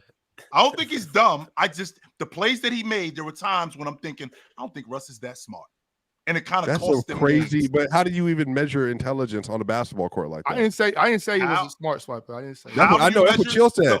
Chill hate on everybody. So Russell Westbrook ain't smart, but his So- favorite player, no matter what he does, that's the right play. I'm so sick of this. That. I'm so I sick never of said this. That's that. not I'm true. so That's sick not of true. Chill. And I'm so Mars, sick of here we Chill. go. Here we go, Mars. Here we I didn't go. bring him up. You got to see Chill on Here- playback swiper. here- I think he holds all the players accountable. Here we go. But anyway, when I'm watching Russell Westbrook, when a guy, especially when after KD left, and when the guy gets cooking, I think he was playing with Victor Oladipo at one point. You know, when a guy gets cooking and Victor Oladipo scored 2 or 3 straight trips, Russ will just go downhill and Russ will miss him.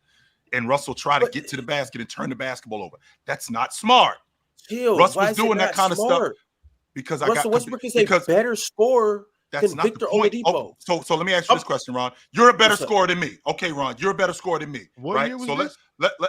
let's just say you're a better scorer than me. In 1985, I was Okay. way better than Chill in 1985. Okay, so let's say you're a better scorer than me and you're the That's lead because Chill guard. was already in his 40s.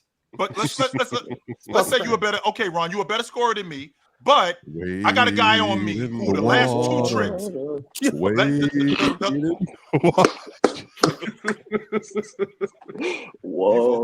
Focus, guys. Whoa. You focus. Oh, host, man. We're wrong, bro. Oh, host. Trying to talk basketball.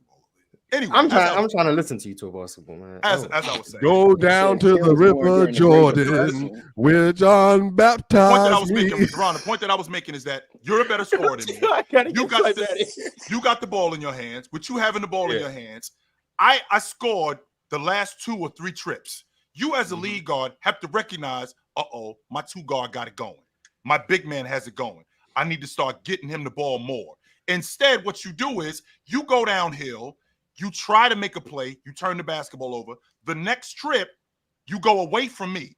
That's not smart as a lead guard. I got this guy going. I need to get him more involved in the game. And I need to continue to get him more involved in the game. Even if they're calling the numbers that they're calling, you're going to look to get me involved in the game some way, whether it's in transition or it's in the half court. You're going to look to get me involved in the game. That's being smart. Russ, when he goes away from that guy, that's not being smart as a point guard. He makes untimely turnovers, even though all point guards do. Sure, I can get with that. But Russ does it in times where it's crucial, where he'll make plays where you'll go, damn, that was what I'm thinking. Me specific, I'm thinking, damn, that wasn't that smart for him to do that. So when I think about Russ not being a smart point guard, there's a difference between not being that smart and making dumb plays. So maybe I'll rephrase that. Russ makes dumb plays. I'm not saying that Russ isn't that smart. Russ makes dumb plays. Right. So Chill, just to get it kind of a couple things you said. You're right. Russell Westbrook might be one of the more boneheaded, I'll say, not players, but I'll say stars that the NBA has ever seen. I will give you that. Okay, so But you said that, Ox, and then what that's I said was disrespectful. no, that's 2 different things. You said he's not a smart player. No, I did not. Everybody makes No, boneheaded he plays. didn't. No, Ox said Russ is reactionary. You said he's boneheaded, but somehow Ox is the disrespectful one. Thank you, Hold on, Mars. wait. What the fuck is going on here?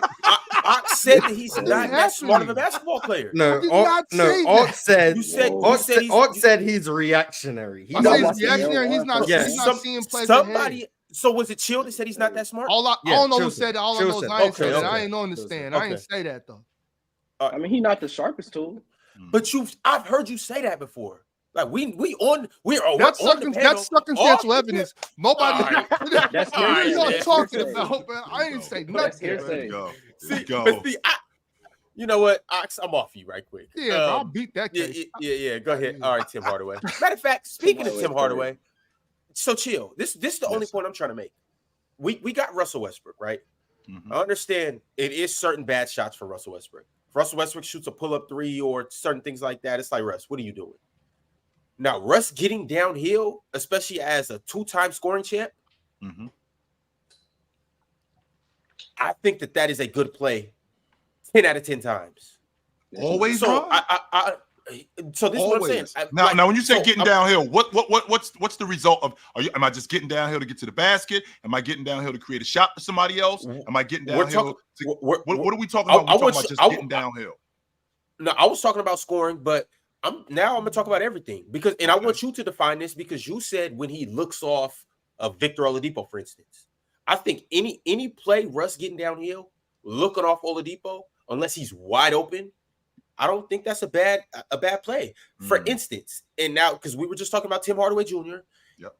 If Luka Doncic puts his head down and goes to the hoop, even double teamed, I'm not mad at Luka for looking off Tim Hardaway Jr. and going and doing what Luka does. Sure. Because I respect Luka's scoring ability, and I respect his passing ability, and I respect his ability to make a play happen because that's what he does. Not to cut you off, but that's an easy counter to that. Luka makes the right passes all the time. Russ doesn't do that all the time. More times than Russ. So why did more than? Let me finish. Significantly more than Russ. So therefore, I would consider Luka. But Luka can look him off because I know Luka can make the right passes. I wouldn't say that Russ makes the right decision all the time. I done seen Russ get downhill and somehow the ball is in the third stand. Like Russ is erratic. Russ is very energetic, very powerful, and sometimes he just gets the tunnel vision. So him looking somebody off, I'm going to hold that more heavy against him because he's already not the caliber of passer to where I feel like he should be. Like he's a great passer, assist champ, great playmaker, but I feel like some of the decisions he make could be considered bonehead, and I don't feel like Luka makes those same decisions.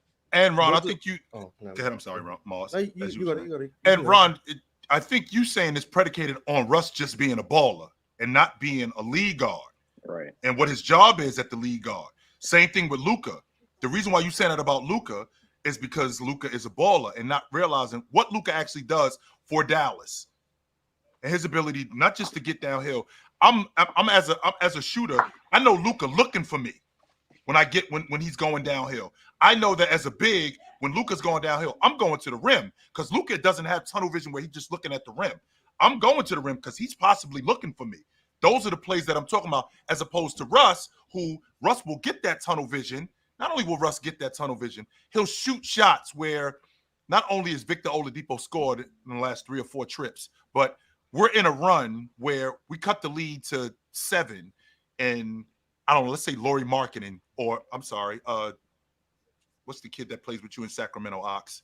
The big guy. No, not Keegan Murray. Sabonis already cracked the 3. Russell come down the very next trip during this run and not even look for anybody. He'll try to crack a 3. That can throw out a run off. does that too, though. What I'm trying to say is, but he doesn't do that nearly as much as Russ. And he's not as effective as Russ with that. Oh, are you guys being serious right now? Mars, I think first of all, I want to ask, what makes something the right or the wrong decision? How do we determine if something's the right the outcome? Yeah, that's what I was gonna. Is it so? If Russ goes up for a layup on 4 people, but makes well, that's a bad decision. I don't know. No, yeah, that's a bad shot regardless. No. Okay, and I agree. I think that's bad process. I agree, but we're not gonna act like there's been plenty of times where Luka decides on this possession he's going to a step back 3. Sure. Like no matter what, like yeah, I agree. Mars, so, like, it just looks bad for Russ, because he's putting his head down. That's what I'm saying. It looks different when someone drives into just three people versus when someone takes a 30-foot step back three.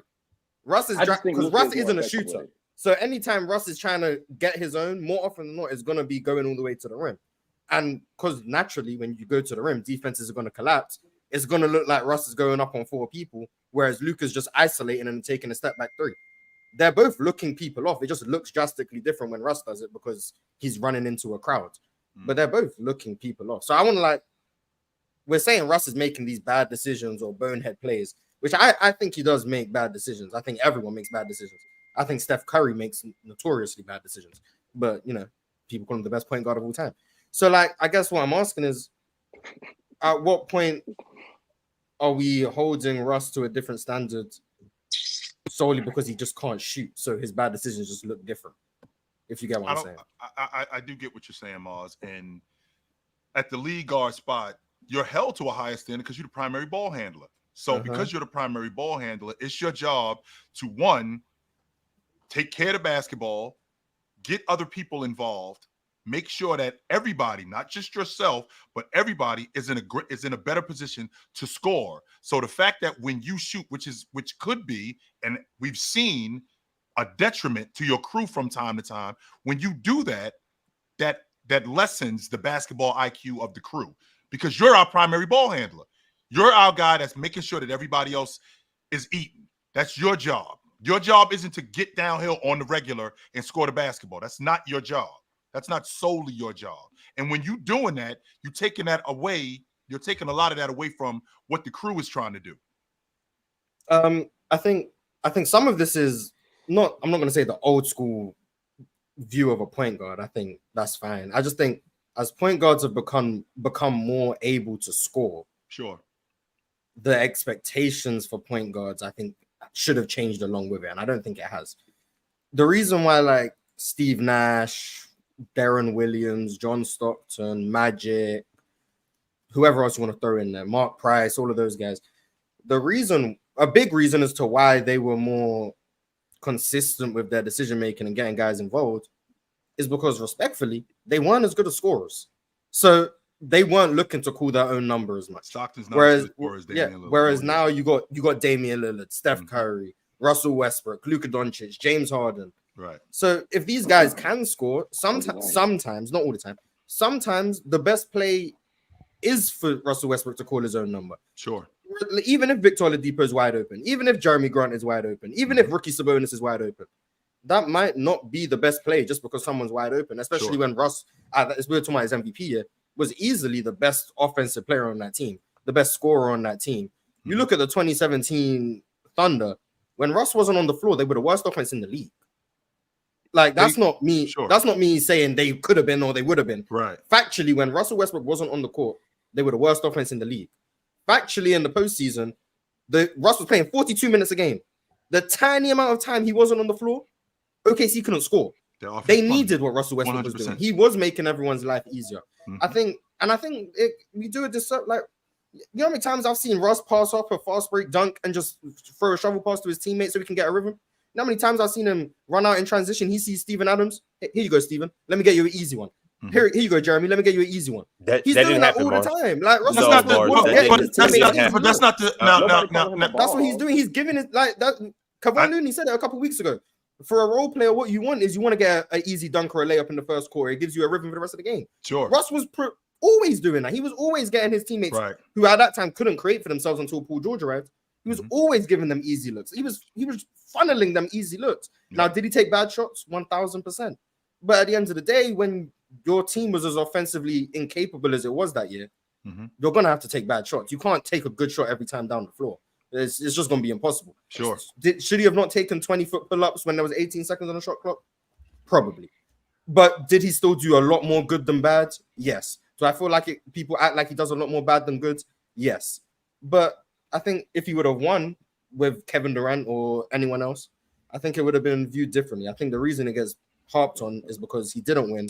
Right. And people somehow blame him for KD leaving. When KD has said it's not true, anyone with a brain could see it wasn't true. And Russ has just indirectly been getting slandered for that for now 8 years. I think Russ gets he gets the hard end of the bargain when it comes to his decision making, even though it's not perfect. But I think he gets a hard end of it. And I think you made an interesting point about Russ being the point guard that he is. Moss, I'm not stuck in the past. Don't get me wrong. I have evolved when it comes to guard play. I recognize Damian Lillards of the world and the Kyrie Irvings of the world, the primary ball handlers. But you still, as a primary ball handler, you do have a role. Your job is to get other people involved. Not like John Stockton, not like Steve Nash, not like Magic Johnson, because one, the game is a lot faster. Two, it's not as compact as it used to be. It's a lot more wide open, so there's a lot more space on the floor. So there's a lot more room for you as an individual one-on-one player to operate, so you can showcase your skills a little bit more. So a guy like Damian Lillard, who can get downhill like he gets downhill. Damian Lillard, who plays in the mid-range a lot more. Well, that opens up the offense for a whole lot of other guys on the crew. Damian Lillard, I think that year he finished like 7th or 8th in the league.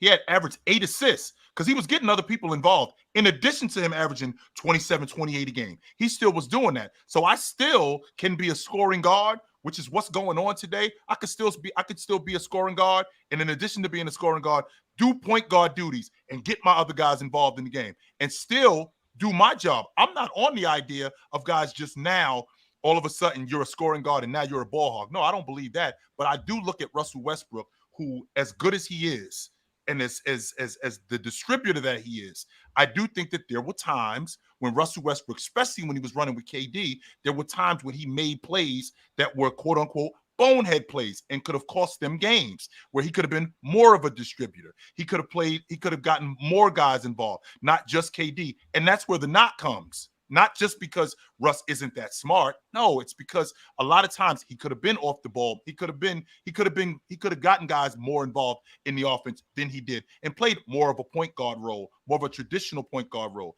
in addition to being the scoring guard that he is. Yeah, I mean, well, if we're gonna praise Damian Lillard's 8 assists, Russ averaged like 10. I don't know how many times. Like he's done that. He did it twice, he's averaged a triple double. Four times. Yes. So he's definitely done it more than 4 times. But like, even without that, like these players, like we keep going back to the MVP season. I think that's just the easiest one to talk about. These players needed Russell Westbrook. Like that roster needed what Russell Westbrook. They're Charlotte. If we're being honest with you, Miles, they're Charlotte without Russ on the floor. That's who they are. They're Detroit. If Russ is not playing, they're garbage. So they're at the bottom of the league. They needed what Russell Westbrook was doing for them. So does he turn the ball over a lot? Yes. But when he's 95% of their offense, the team is good. Like, let me ask it this way.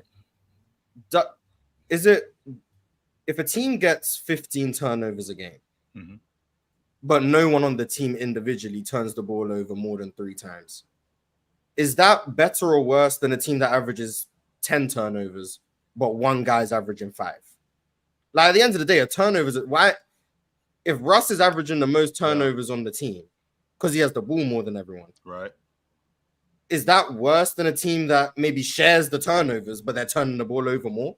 Well, it depends on how they turning the basketball over, because you got the primary ball handler who's turning the ball over the most from anybody on the crew.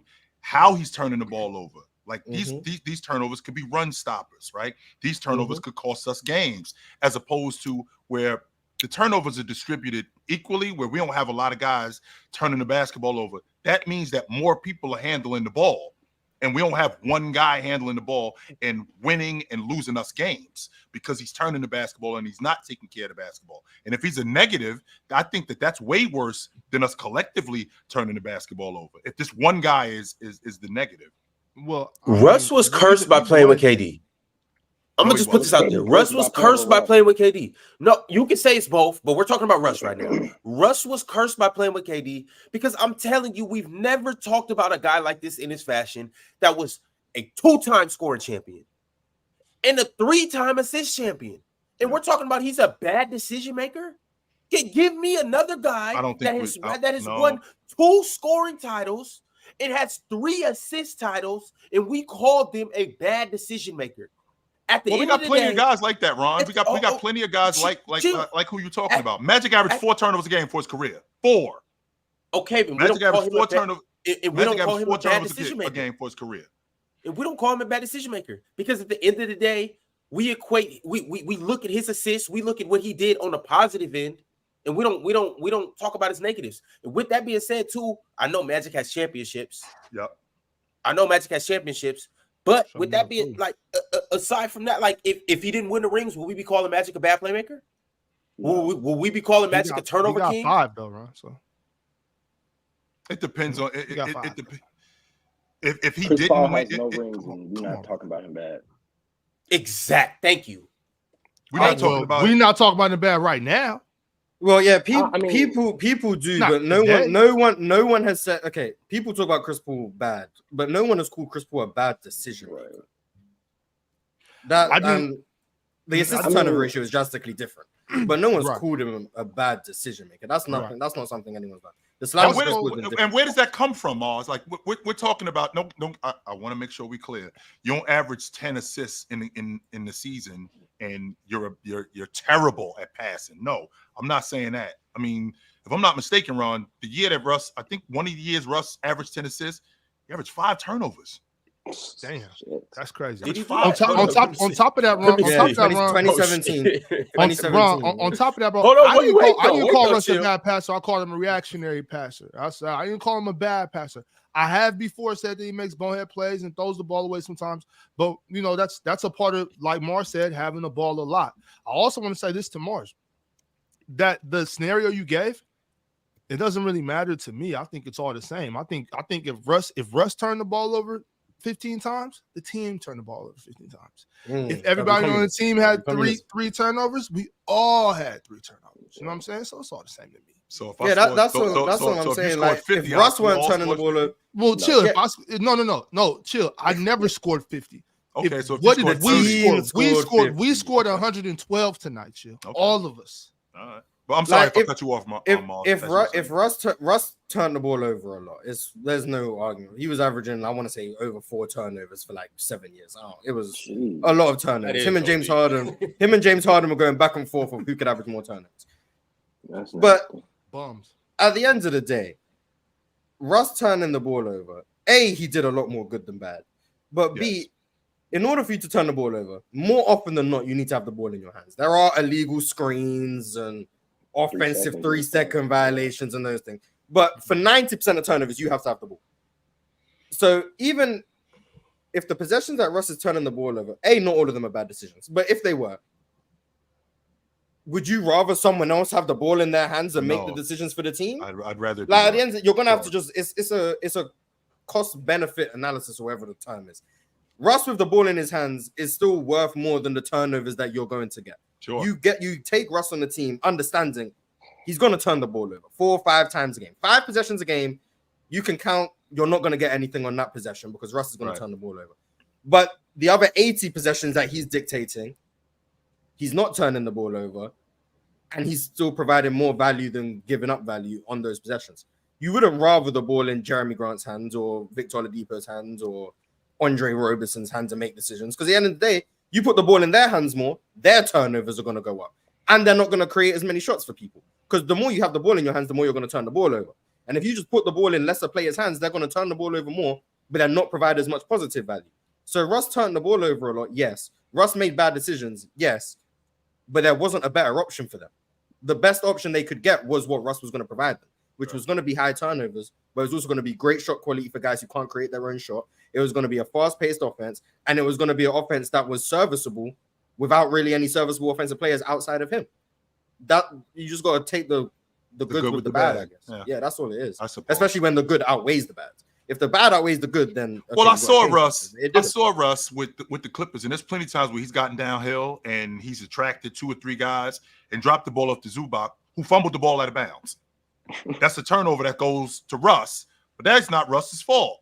But then I'll turn around and see Russ, fire the ball from underneath the basket, out of bounds, underneath the basket, and he tries to hit Coffee for a 3, and he throws the ball in the 3rd row. So that's the kind of stuff that I'm talking about, where maybe that wasn't a good decision for me. Even though he was open, maybe that wasn't a good decision. I probably should have done something else there. So, you have to take the good with the bad, and Russ makes the decisions that Russ makes, they could be untimely. For sure. And there's also bad decisions that just don't turn into turnovers, which is why you have to watch the games too. Like, there's been plenty of players who make bad decisions or won't even make they won't even make the opportune decision because it's risky. And if you're not willing to take a risk against NBA level defenses, if you're just going to make the safe pass all the time, you're not going to create much. You have to have someone who's going to try and create an advantage. And the moment you try and create an advantage, get two on the ball or collapse the defense, you're up in the cost of, you're up in the likelihood of a turnover. Yep. Russ driving and collapsing the defense and bringing three towards him so someone can get an open shot. It's harder to make a pass around three people than it is when you're being single covered. So yes, Russ is going to turn the ball over more, but he's also the only one creating advantages. So once again, live with the good and the bad. Just, if no one's going to create an advantage, no one's going to turn the ball over. But you need advantage creation to score. And Russ was a walking advantage. Yo, Kendall. What's up, bro? You got that top 10? I got 10 through 20. I mean, 1 through 20. Let's hear it. Let's hear it. First thing has the list changed since you sent it to me? Oh, wait. I gotta dip out. I want to hear this. So can you speak through it for me real quick? I want to hear what this sounds like. Right. Number 1, Derrick Rose. No, I'm just playing. I was here for it. LeBron, Jordan, Duncan, Kobe. Say the numbers. Say the numbers next to it. Say the numbers next to it. Okay, one James, 2 Jordan, 3 Duncan, 4 Kobe, 5 Hakeem, 6 Shaq, 7 Steph, 8 Magic, 9 Kareem, 10 Bird, 11 Russell, 12 is questionable at Durant, 13 Big O, 14 Dr. J, 15 Chamberlain, 16 Garnett, 17 32 from Utah, 18 Jokic, 19 Jerry West, and then tied for 20 I got Wade and Pippen. Wade and Pippen. I like the Dr. J love. I like the Dr. J love. For sure. From Mars. If you don't, I think you got Pippen too low, but that's okay. No, I just noticed it. Hey, don't. I couldn't hear. I have a hearing problem. I just made an observation. You see how? No, this is what I mean. Matter of fact, does Player's Choice have an HR run? I just made an observation. Yeah, it's me. No, definitely not you. I have a hearing problem. Sometimes my face will adjust if I cannot hear it through my headphones. I was trying to listen to see who he said. It was convenient timing. It was convenient timing. A guest on the show who's doing a great job. I'm trying to intently listen to my brother who cooked chill the other day. If anybody forgot about that, he's absolutely plain chill. And here come Mars trying to point me as a coincidental timing. What's wrong with the list? Somebody tell me something that's wrong with the list. Chat, we got light skin beef. I mean, it depends on your criteria. I mean, the criteria. I'm not mad at your list. I mean, I don't know how much Bill Russell and Oscar Robertson and Wilt you've seen, but I'm not mad at this. Well, I mean, I watched a fair amount. I'm not gonna I know you watch more Mars and all that BS, but to me, it's the era that you played in matters. You feel me? Russell, I mean, he's a great player, great defender, but you feel me? I just feel like Duncan could play in all eras. I feel like Hakeem could play in all eras. I feel like Shaq could play in more eras. So that matters. And then with Wilt Chamberlain, he's a perennial underachiever. So 15 is the highest I could put him. Yeah. I think Kareem is the one that will get the most pushback. Obviously, I don't really care though. I think Duncan is way better. I think Duncan is the best power forward, and if he plays center, he would be the best center. And I think he did play center. He played center for 10 years. Well, but that wasn't prime Duncan. That wasn't prime Duncan. It was 10 years. Yeah, he played. I'm sorry, 9 years. From I apologize. From 08, 07. But you get what I'm saying, too. They don't list him as a 5. They list him as a 4. He's the best 4. If you want to put him I think so. I think he was a 4 man. Right. His best years was at the 4. Either way, I think he's the best. Either position you put him at. And then Kobe, I think Kobe can play in all eras. Hakeem, I feel like Hakeem kills in a lot of eras. Like I feel like Hakeem is severely underrated.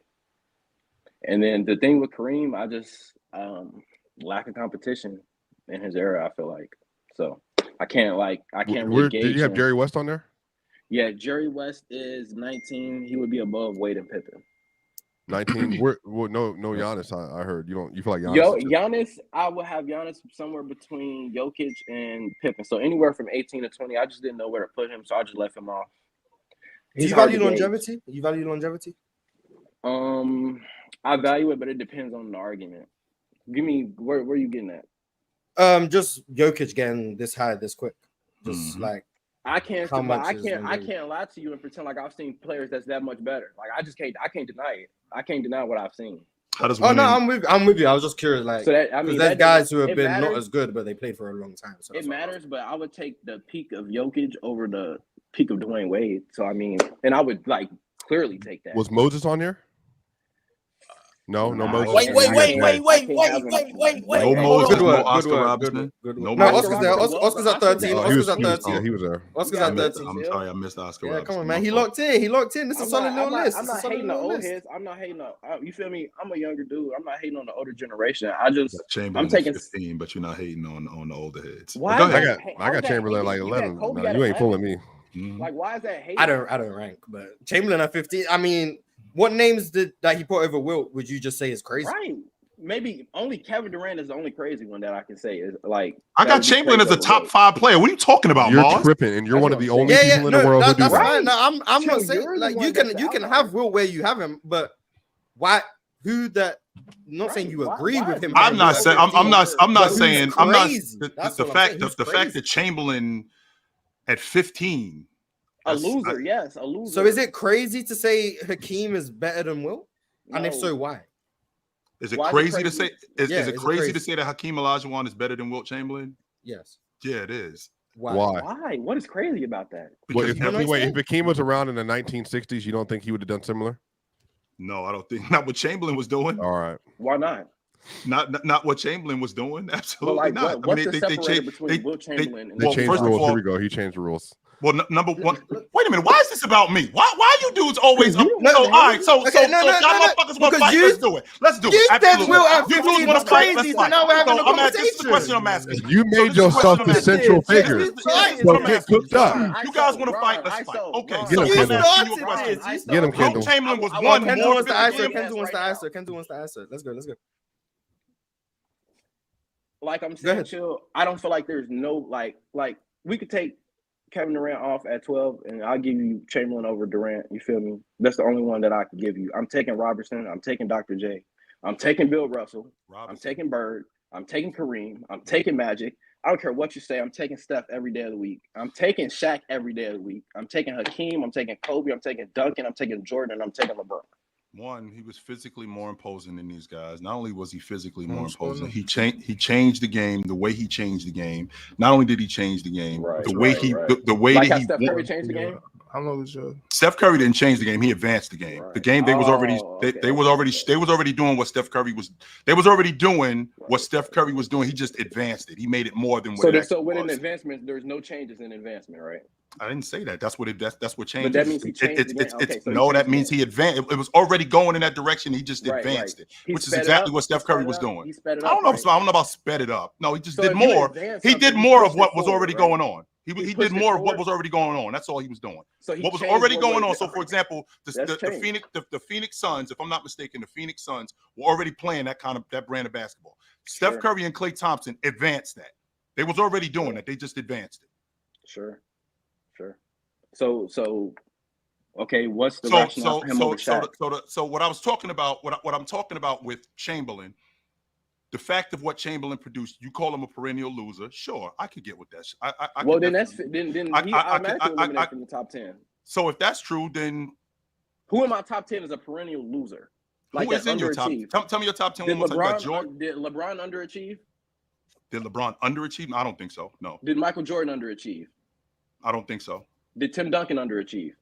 No, he was good. Mm-hmm. Did Kobe underachieve? No, I don't think so. Did Hakeem underachieve?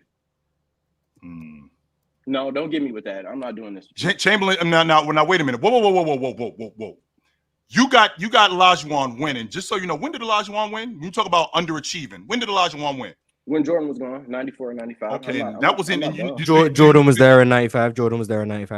And not only was Jordan there in 95, when did Olajuwon win? It took 10 years for him to win. 10. Okay. Cool. So it took him 10 years to win. So with that being but I don't think he underachieved. Olajuwon? I don't think he did. I'm not saying that he underachieved. But you think Wilt Chamberlain underachieved? I don't think Wilt Chamberlain underachieved. They changed all the rules. They changed all the rules to negate Chamberlain. Sure. That's not sure. That's a fact. Okay, we're gonna go to the next person. You can have a king. So did Shaq underachieve? Yes.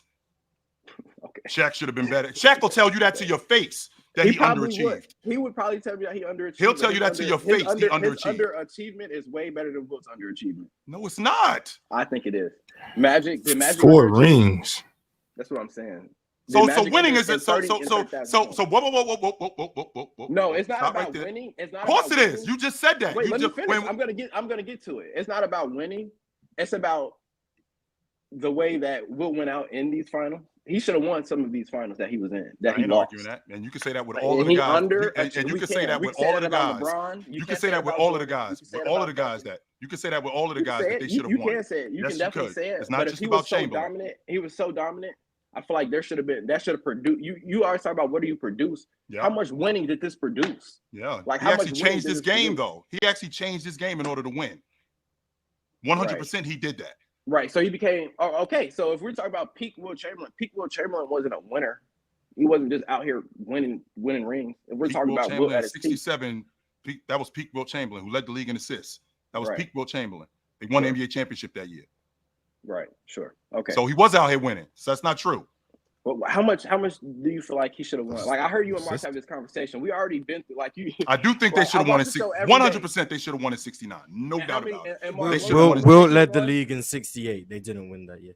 Wilt led the league in assists in 68. Yes, he did. They didn't. Okay. 67 was when they won. So you say Shaq underachieved. I already know. Do you think Steph Curry underachieved?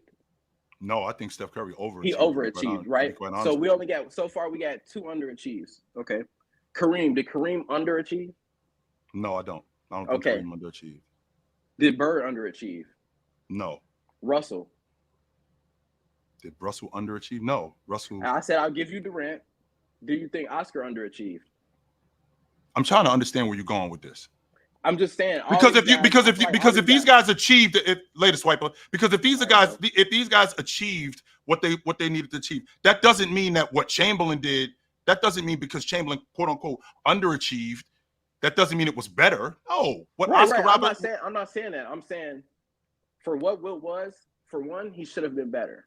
I feel like how much better does he need to be? Not should have been better. He should have won. It should have translated. Okay, so winning is the issue with Chamberlain more than anything. Yes, and the lack of competition. Like Russell was his only competition, and he was consistently being dominated by him. He was consistently being dominated by his contemporary. That's just not true. That's not true. How is it not true? Russell ran the era. Russell and not only did Russell run the era, if I'm not mistaken, Chamberlain's team is the only team to beat Russell's team. The only team. Jesus. Bob Pettis' team beat Russell's team.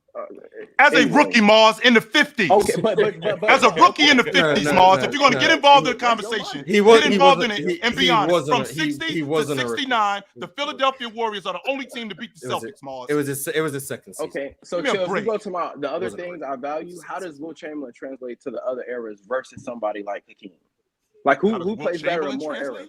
Okay, who plays better in more eras, Hakeem or Wilt Chamberlain? And I'm glad you brought that up because that's one of my criteria when you're talking about being an all-time great. I feel like does your game translate? And Wilt Chamberlain, does his game translate to the 70s? Because he played in the 70s and he was awesome in the 70s. Mm-hmm. Would he be awesome in the 80s? The big man era? Yes, he would. Yes, How about the 90s, which was more big men and more players in the league? Keep going. How about in the how about in the 2000s? Yes. And we're talking about in the 2010s, now a more athletic, faster league.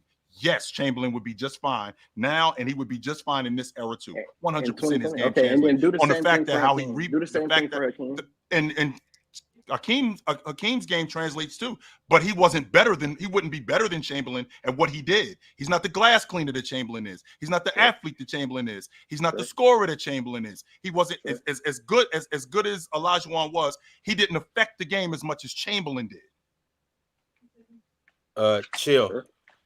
You see what no chill Gil put on the screen?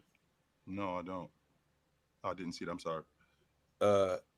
He says Russell is one of two centers in NBA history. One of two centers in NBA history that shot under 46% from the field for their career, and he only had layups.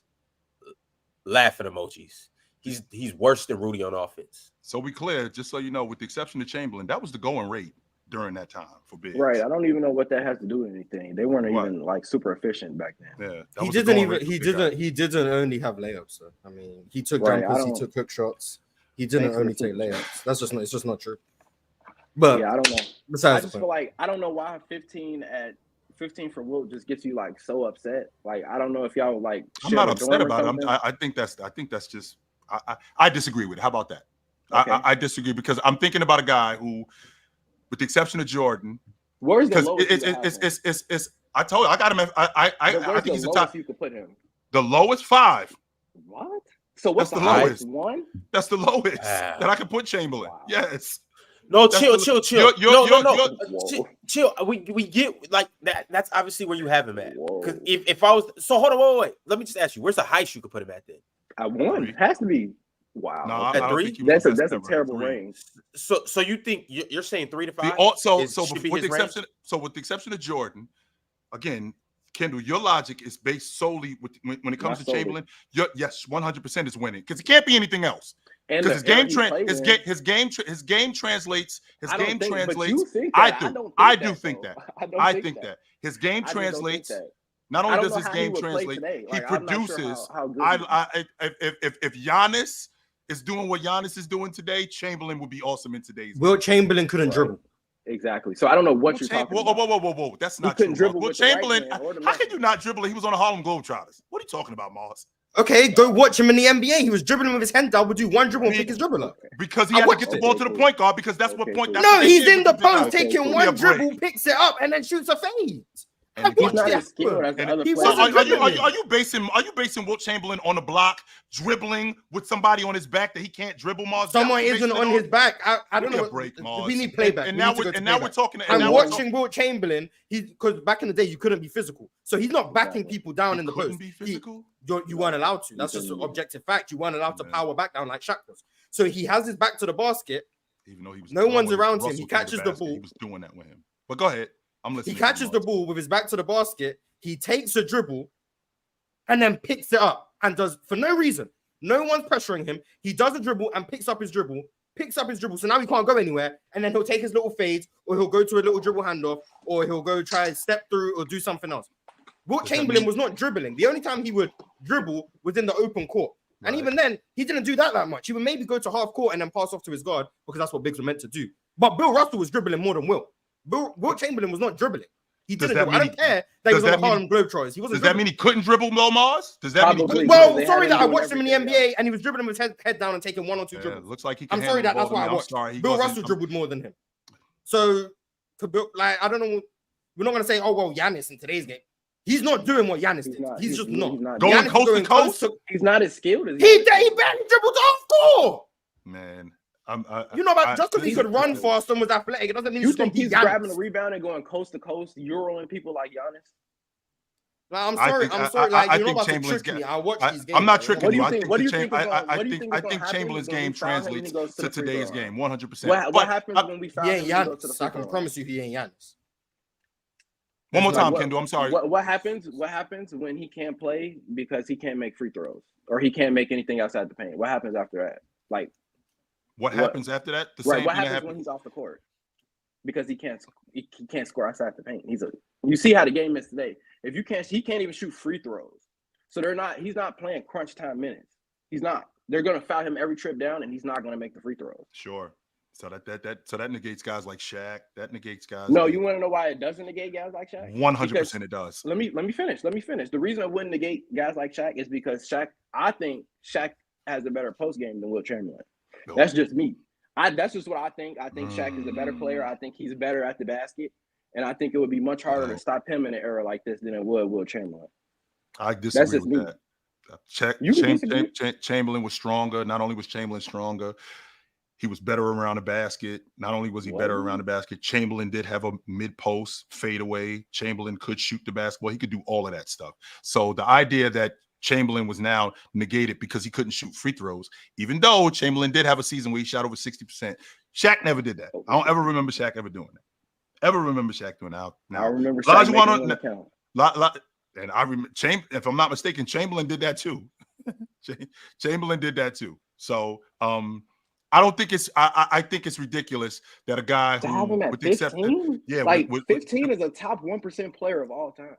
Yeah, and the reason why I say that is I'm having a difficult time because I know I know how winning is important to you and your game translating. That's where we disagree. Because a guy who leads the league all time, with the exception of Jordan, he's number 2 points per game. He's number 1 rebounds in the history of the game. The idea that the competition that he had, I could say the same thing about guys like Olajuwon. I could say the same thing about guys like Shaq, because you had more players in the league and you had more bums that they had to go against. The fact that the league wasn't what it was, where you only had 8, where you had only 8 teams in the league, which you having only 8 teams in the league, that means I got to see the better competition even more. And the fact that I got to see the better competition even more, that means I got to raise my game. I don't got to get up for Dwayne Shinches. I don't have to get up for Yinka Dare. I don't have to get up for guys like that. But I know who I do have to get up for. I got to get up for Russell. I got to get up for Bob Pettit. And I'm gonna see these dudes way more than I'm gonna see Yinka Dare and Kevin Duckworth. I am. That's a great point. I'm not even gonna argue with you on that. That's a great point. I just don't see it. Like I don't see him translating in these eras, and they're all in the same era, and he's better than Kareem, or he's better than Hakeem, or he's better than Duncan. I just don't see. I got Jabbar ahead of him. I do have Jabbar ahead of him. Yes, I do. Right. I got Jabbar ahead of him. And I don't know why you would think, like, why is Duncan ahead of him crazy? Why is Duncan? Well, again, I just feel that's an interesting one. But why? That was really interesting. Yeah, Duncan at 3 isn't something I've heard many times. Well, I just think, see, the way I was looking at it, I looked at Duncan as the best 4 and the best 5. So I can't put him at below Kobe, and Kobe is the second best 2. You feel me? Like I just wouldn't. To me, looking at the list, it wouldn't look right if I, based off what I think. You feel me? I think he's the best 4 and 5. So I can't have him the best center of all time. And I think he's better than all these guys. That's where the slope gets tricky, though, Kendall. Because if you're doing that, then I mean, I disagree with it. Because to your point, that's where you have winning. That's where winning is the separator. Because I do think Duncan's the best 4 at all time. You think Bryant is the second best 2 all time. So the separator is the winning, because I think Malone is the best 4. I think Malone's the second best 4-man all time. Oh, second. Okay. I don't think he's the best 4. I think he's the second best 4-man all time. I think I got him third. I just got him behind KG. Mm-hmm. I think I got him at 17 or 18. I think I got Malone. Right. I got Malone at 17. Mm-hmm. Our list isn't like too far off. I just don't have Russell and Chamberlain in the top 10. But that's just because of what I value. Like, yep. We all value, if you think about how subjective lists are, it's all about what you value, right? And what you value may be different than what other people value. Yeah, like we had a dude up here, and Tremaine, no ball, but he think Derrick Rose a top 10 player, and he values he values dudes. And here's the thing: he values dudes that's just straight up ballers. Take all the other stuff off the table. He just going off for strictly ballers. Right, so he got guys like Iverson, Derrick Rose, dudes like that, because he going off balls. That's who he going off for. Hey, whenever I hear Michael Beasley, the first thing I think about is I'm your favorite player's favorite player. Michael Beasley was a dog. Whenever I think about that, that's the first thing I get sad thinking about Michael Beasley. I'm your favorite player's favorite player. Just remember that. Yeah, Beasley was nice, man. Yep. If you just talk about pure ballers, there's a lot of guys like that. Like Jamal Crawford, pure baller. Jamal Crawford. Pure baller? Hey. Manu is a pure baller. Manu was out there. Like, I like guys like that. I don't know, like 6-man shooting guards that be heaters. Hey, did I say that, Mark Wavian? Did you hear me say that, or are you just trying to be funny?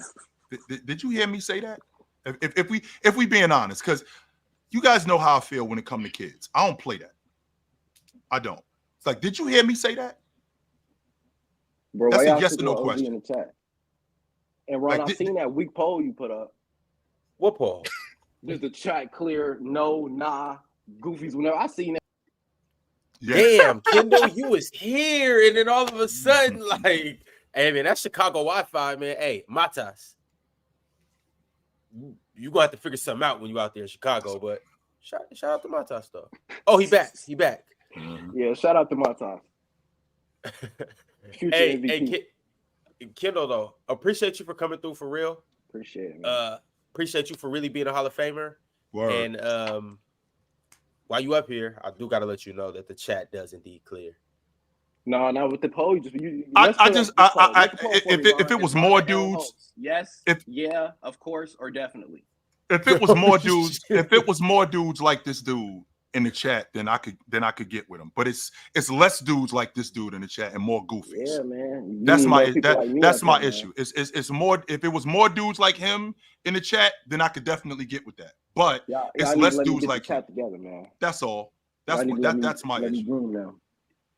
Hey, Kendall, is there anybody in the chat that you want to shout out though?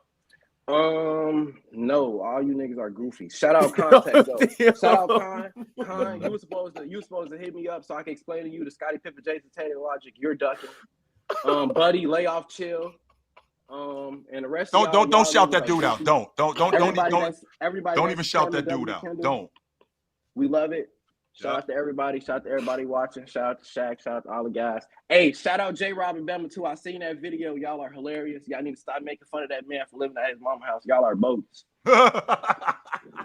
I seen that video. I seen that. Big up to still living with Billy. Big up to still living at home for free, yo. Big up to that. Yeah, for free or a discount. That's the love. That's love. That's love. I love to move back to my grandma's house. Man, yo. You can have I'm about to go pull up on my mama in the morning and see, see if she got a room or two open. I'm ready to get back to the house. For real. Man. I'm ready to get back to the crib, shit. For real.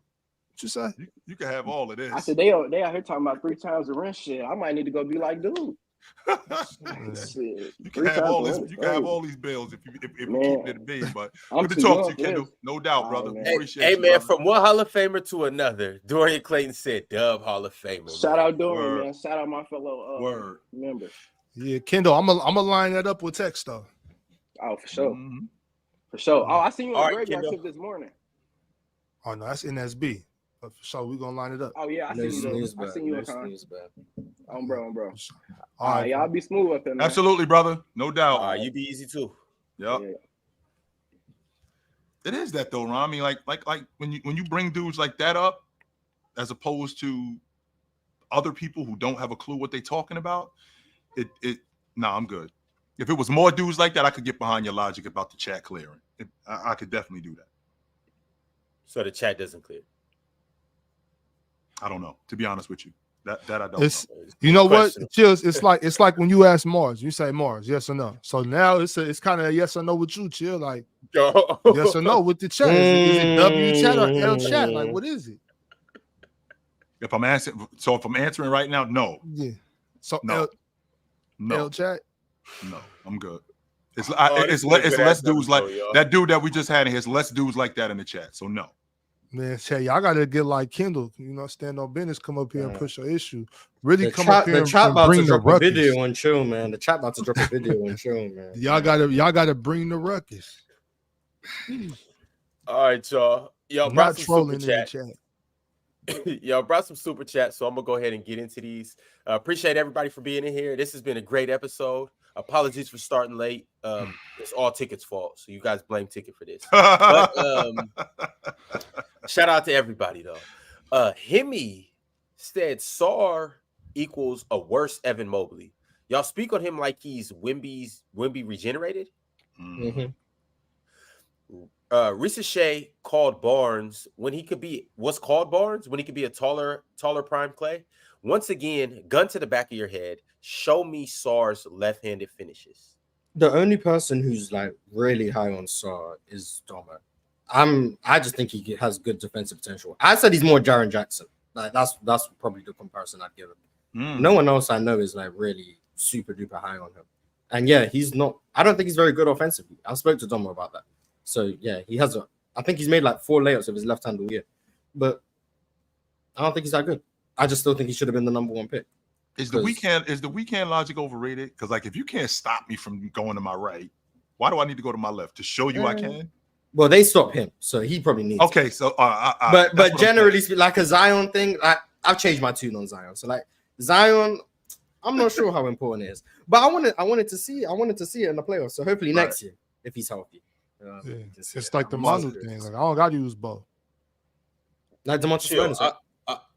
No, not like Demontis Sabonis. Demontis Sabonis needs to go to his right hand. No, that's not the same thing at all. He needs to turn back the other way. Now, if you can't stop me from going to my right, that's different. They're standing like this, literally sitting on the left hand. Bro, turn, pivot this way. There's a lane wide open. You can. It's the off season. I'm not supposed to be upset about that right now. Chill. To answer your question, though, I wholeheartedly 100% agree with that. That the dominant hand logic is just crazy. I don't like if I'm going right the whole time and I'm scoring right the whole time, and you guys can't stop me going right the whole time. In fact, when I go right and when I miss a shot going right, it's just because I missed the shot. It wasn't necessarily you guys stopping me. I don't keep going right. We'll sit up here and say if it's not broke, don't fix it. All right, so why am I trying to go left when my left is in fact bad? Okay, well I'll give it to you. Maybe that person's left. Maybe Zion does have a bad right hand, but he got a strong and very good left hand. So why does it matter? There's certain people. Last I checked, Jabal had one move. Stop this, you stop me. He scored 38,000 points. Yeah, but those are different examples, yo. I mean, these are anomalies we're talking about. Most people aren't good enough just to use one hand. Most people have to be able to have counter moves and go the other way and dribble with both hands and do everything with both hands. Right. You got to be super dope, or be a super freak at something to be able to only go one way and be effective at that level of basketball. In high school, you can get away with it. And college, you might get away with it to a certain extent. In the pros, if you're not Zion or Akeem or guys that you guys are naming right now, or guys that just have something super superior like a wet jump shot, then nah, you need both hands for sure. What if you finish him with both hands though? Are you okay? That helps. That helps with your counters. If you're especially if you're like a big or somebody that's not like a point guard, if you can't dribble with your left, that's fine. But if you can hit a left hand jump hook or a left hand layup, a left hand floater or push shot, then that's more than adequate. So that's different. But yeah, like typically I believe that if you're an average player, you need to be able to use both hands. Mm-hmm. All right, y'all. We actually, it's Hall of Fame Friday. Mm-hmm. So we gotta show y'all love. So we got another Hall of Fame member. Y'all have seen his chats a bunch of times, super chats, and y'all just have caught him in the chat. But I got my man Jerry Reality in the building. Hey, I gotta ask you, is it Jerry Reality? It's Jerality. Okay. Ron, man. Garbage. At least. Well, no, that's W Ron for asking and clarifying and not just keep calling him the wrong name. He called him the wrong name first and then asked if it was right instead of what's your name? How about this, my man? What's your name? Instead of calling you the wrong name and then saying did I say it right? No. Was good, fam. But I could call you Jerry Reality. Yeah, you call me Jerality. No issue with that. All right, no doubt. What's going on, though, my man? How you living? I'm doing good, man. I'm enjoying the show, man. Word. I'm just ready to continue in the convo. Yes, sir. Yeah. Does the chat clear? Of course. Okay. W. Facts. See, the reason why Mars says that, and the reason why Mars says that is because he's one of those guys. Right? So Mars is one of the people from the chat. So of course Mars is gonna side with the chat. That's how Mars was found, right? That's like a playground dude that gets to the NBA and then you ask him, yo, how you feel about playground players? Yo, I'm from the playground, so I'm a rep playground ballers. So of course Mars is gonna rep the chat, absolutely, because that's I just talk to the chat more than I talk to you guys. So that's a fact. Mars definitely likes to chat more than us. Yeah, and then some people don't like it. I'm saying, oh, Mars be sleeping on the episodes. I'm like, nah, I'll be in the chat. Like I'm talking to the chat for 3 hours. You be with your people. Yeah, I'm chilling. And then now I've developed some new haters recently in light of recent events. But like, I'm still working with the chat. They don't even be in the chat. The haters, they can't even afford the membership. So they just have to wait for afterwards to be commenting, oh, Mars. Like, whatever, man. The real people, man. So what you're trying to say is eat it post commenters? Yeah, like them people, I'm like, yeah, you're not even part of the chat for real because you can't even afford to be in the chat. But like the real chat, you rocking with the chat, yeah. Eat Where you from, my man? I'm from Maryland. All right. Northeast, that's what's up. How'd you find us? I think it was like 2-3 years ago. I think y'all had some type of like thing going on with Pick a Side because I was watching them at first. Then I seen like Shaq, Dub, and I think JD. And they were just going back and forth with Pick a Side. And I started watching Player Choice more. And I was like, damn, these dudes real funny. So real, because it's different between being real. It's like a chick. Like she's funny, but She ain't really look that cute. Like, ain't really no substance to her. She just hang around her because she's funny. So in terms of, are we basically comedy or you appreciate the basketball too? Nah, it's like a good mix of both. It's what like how Prime Undisputed used to be with Shannon and Skip. That's how I see Player Choice as. All right. I could get. I'll take it. Yeah, we'll take it. We'll take it. Thank you very much. I could get with that. Sure. Yeah. Be clear. Definitely get with that. So since you up here, is there anything you want to get at? No, I got to give you the floor. Bring the ruckus. We got the draft that just happened. Who's your team? I don't got a team right now. I'm a Bron fan though, but I don't really got a team though. I'm a Bron guy. Wait, ho. Eat it, Mars. Eat it, Mars. So you not rocking with proximity? You said what? You not rocking with proximity? What's real convenient? Who's the closest team to where you at? DC. Real convenient. Real convenient. I'm gonna support him this year though. I'm gonna support him this year though. They got a nice little draft going on. I like Alex Sarr. Oh, so now you gonna follow? Yeah, for sure. I won't lie to you. You think I'm gonna sit there and watch Jordan Poole give you like 8 points a game?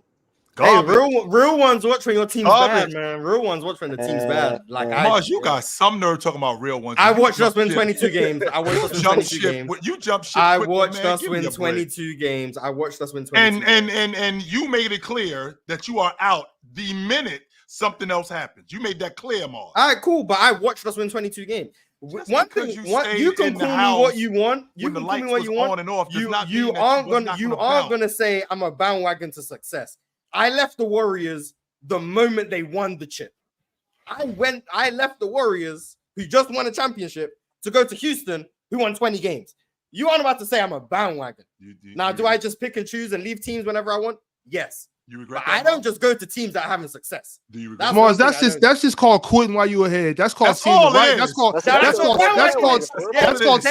called seeing the right number. Mars, what you are doing is selling high. Unlike Russell Westbrook, that's good stock. That's good stock market. That's all you're doing. You can't call me a bandwagon. Say that I'm unlike Russell Westbrook. I anticipate what's about to happen. I see it 2 moves ahead. Say that. Say that I see what's about to happen, so I leave early. Say that, but you can't call me a bandwagon. I'm not bandwagon. Mars, when did you leave the Warriors? Warriors? Bandwagon to a 20-win team. When they won the championship, what year did you leave them? That off season. In 2016, when they got KD. No, 22. That championship. Oh, so you was again. So the Ox's point. Okay, the stock was at this, and you sold it at that point. And I left them for the 20-win team in Texas. But that's not bandwagon. And you left them for Jalen Green. That's what you left for. 1000%. And then Amen Thompson came around, and I was like, hey, there's 2 of them now. So but hey, I'm not a bandwagon. You can tell me what you want. Bandwagon is not. Not 2 of them. This is just Jalen Green. You're a hater, but I'm not a bandwagon. In Sengun. Nah, you a bandwagon. You just bandwagon for a bad team. So that doesn't even make sense. He just bandwagon early. A bandwagon is only a bandwagon if the team is having success. You can't bandwagon. No one's a bandwagon if they just become Wizards fans tomorrow. Mars, that's not a bandwagon. But you can't. You can be a bandwagon. That's not what bandwagon is. First and foremost, you don't got to be a great team. Bandwagon is. You just doing it because of one person. You don't really care about the team. You just like Jalen Green. I like the team now. Are you being exposed right now, Mars? At first you did it. No, everyone. We already know. I made it abundantly clear. I became a Houston fan because of Jalen Green. That's bandwagon. Jalen Green. Right. The team's bad. If you want to say I'm on the Jalen Green bandwagon, if you want to say I'm on the Jalen Green bandwagon, that's fine. Just like you're on the LeBron bandwagon, chose on the Jason Tatum bandwagon. That's cool. I'll take being a bandwagon for players. I'm not a bandwagon for a team. That's crazy. I never argue. And Mars, I'm not a bandwagon. I never argue. You know I don't. Okay, see. No, I'm not a bandwagon. So if you like OKC, one player, I like and then OKC. you start rooting for the team, that ain't bandwagon. I've been saying I like. What, you like the city? With a 1 seed. What, you like Black Wall Street? I never been to the city. The only team I will actively never root for because of how bad the city is the Sonics if they come back. Everyone else, I don't know the city. Everyone else, I have no. Hey, I swear to God. All right, hey, look. Hey, it was a good episode, y'all. I appreciate everybody for tuning in. Yo, we'll be back on Monday. I'm gonna catch y'all later. We out. Oh, man. All right, peace.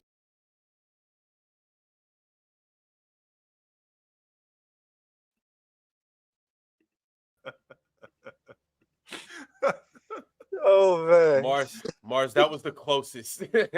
to me ever ending his panel episode early. I don't know why. Hey, Chill, that's like y'all. You ever got kicked out of practice? Like the whole team, you ever had coaches get fed up, shut it down, like get the hell out the gym? Yeah, you know, that was one of those moments. That's what it looked like. It's like we was all getting kicked out. All of y'all, get out. Hey, last one of y'all, just get out. For no reason, too. Yeah, right, no just reason. throwing us out of practice. I was just speaking truth. Exactly. Speaking truth, I don't know what to tell you. I was there. First-hand experience. Trash. Can't wait to do PC London. I swear to God, I can't wait. All right. And it better live up to all, and the food better just be, oh my God. Here's the thing. I'm not attached to London. If you don't, people will be like beans on toast. What are you attached? I don't like England. Like, I don't know what to tell you. Just because I happen to be here, I'm not just going to defend everything about the country. What do you like? Mars is Eeyore. Yeah, every time I talk what about do you a like, region, Mars? Seattle sucks. What do you every like, time, Mars? every time I talk about a region or I talk about something, someone's like, "Oh, what about 1776?" I don't care. Like, what? I don't care. Oh, you guys lost the war. We poured your tea in the Boston. I don't care. Like, I don't care. Just because I'm here doesn't mean I'm just a nationalist. Like, oh, everything by England. No, I think fish and chips is trash. I think beans on toast. Beans on toast is actually right. But like, wait. But like, I genuinely don't care. So like, I don't know what to tell you. You know about That's what you get said? me because huh? You said beans and toast is good, but fish and chips are bad. I don't like fish and chips, but beans on toast. I don't know, like if beans are different in America. No, they're not. But like, that shit beans on toast is actually pretty nice. I don't know. That shit is nasty. So you get like a can of beans, or you just that's put on fine. some Yeah, toast? you get some baked beans. That's the thing. You get some toast. You get some cheese. I don't think it's terrible. Do I eat it every day? No. Do I even eat it regularly? No. Are you put cheese on it? Yeah, you beans, toast, cheese. Beans, cheese, and toast. Like sliced cheese or shredded cheese? Shredded cheese. Shredded cheese on that. You get some not American cheese that you put on hamburgers. You get like some provolone or something like that. You get some grated, and I don't eat this regularly. I'm just saying if it's in front of me, I'm not gonna be like, oh my God, that's the worst food ever. I don't go out my way to get it. But you get some nice toast. You get some beans. You put some barbecue sauce in the beans, so you get barbecue baked beans. Then you get some cheese, some grated cheese, some mozzarella on top, mix it all in together. It's not terrible. Now, am I going to go out my way to eat it? No, because I don't go out my way to eat British food because London is a multicultural place, just kind of like Toronto is a multicultural place. I'm not going out my way to get typically English food because I don't know how to tell you this. I'm not typically English. Shock. Like, I don't know what to tell you. You look at me, I'm not the typical English person. So I'm not going to eat typically English foods. But everyone will be like, oh my God, beans on toast. Oh my God, Mars. What is a typical English I got to say though, Mars, like fish and chips. 80% of our population is white. So I'm not typically English. So like you go outside of London, it's 99% white. Like so England as a whole is a white country. I'm not white. Shock. So I don't eat what the typical English person eats. So I don't care.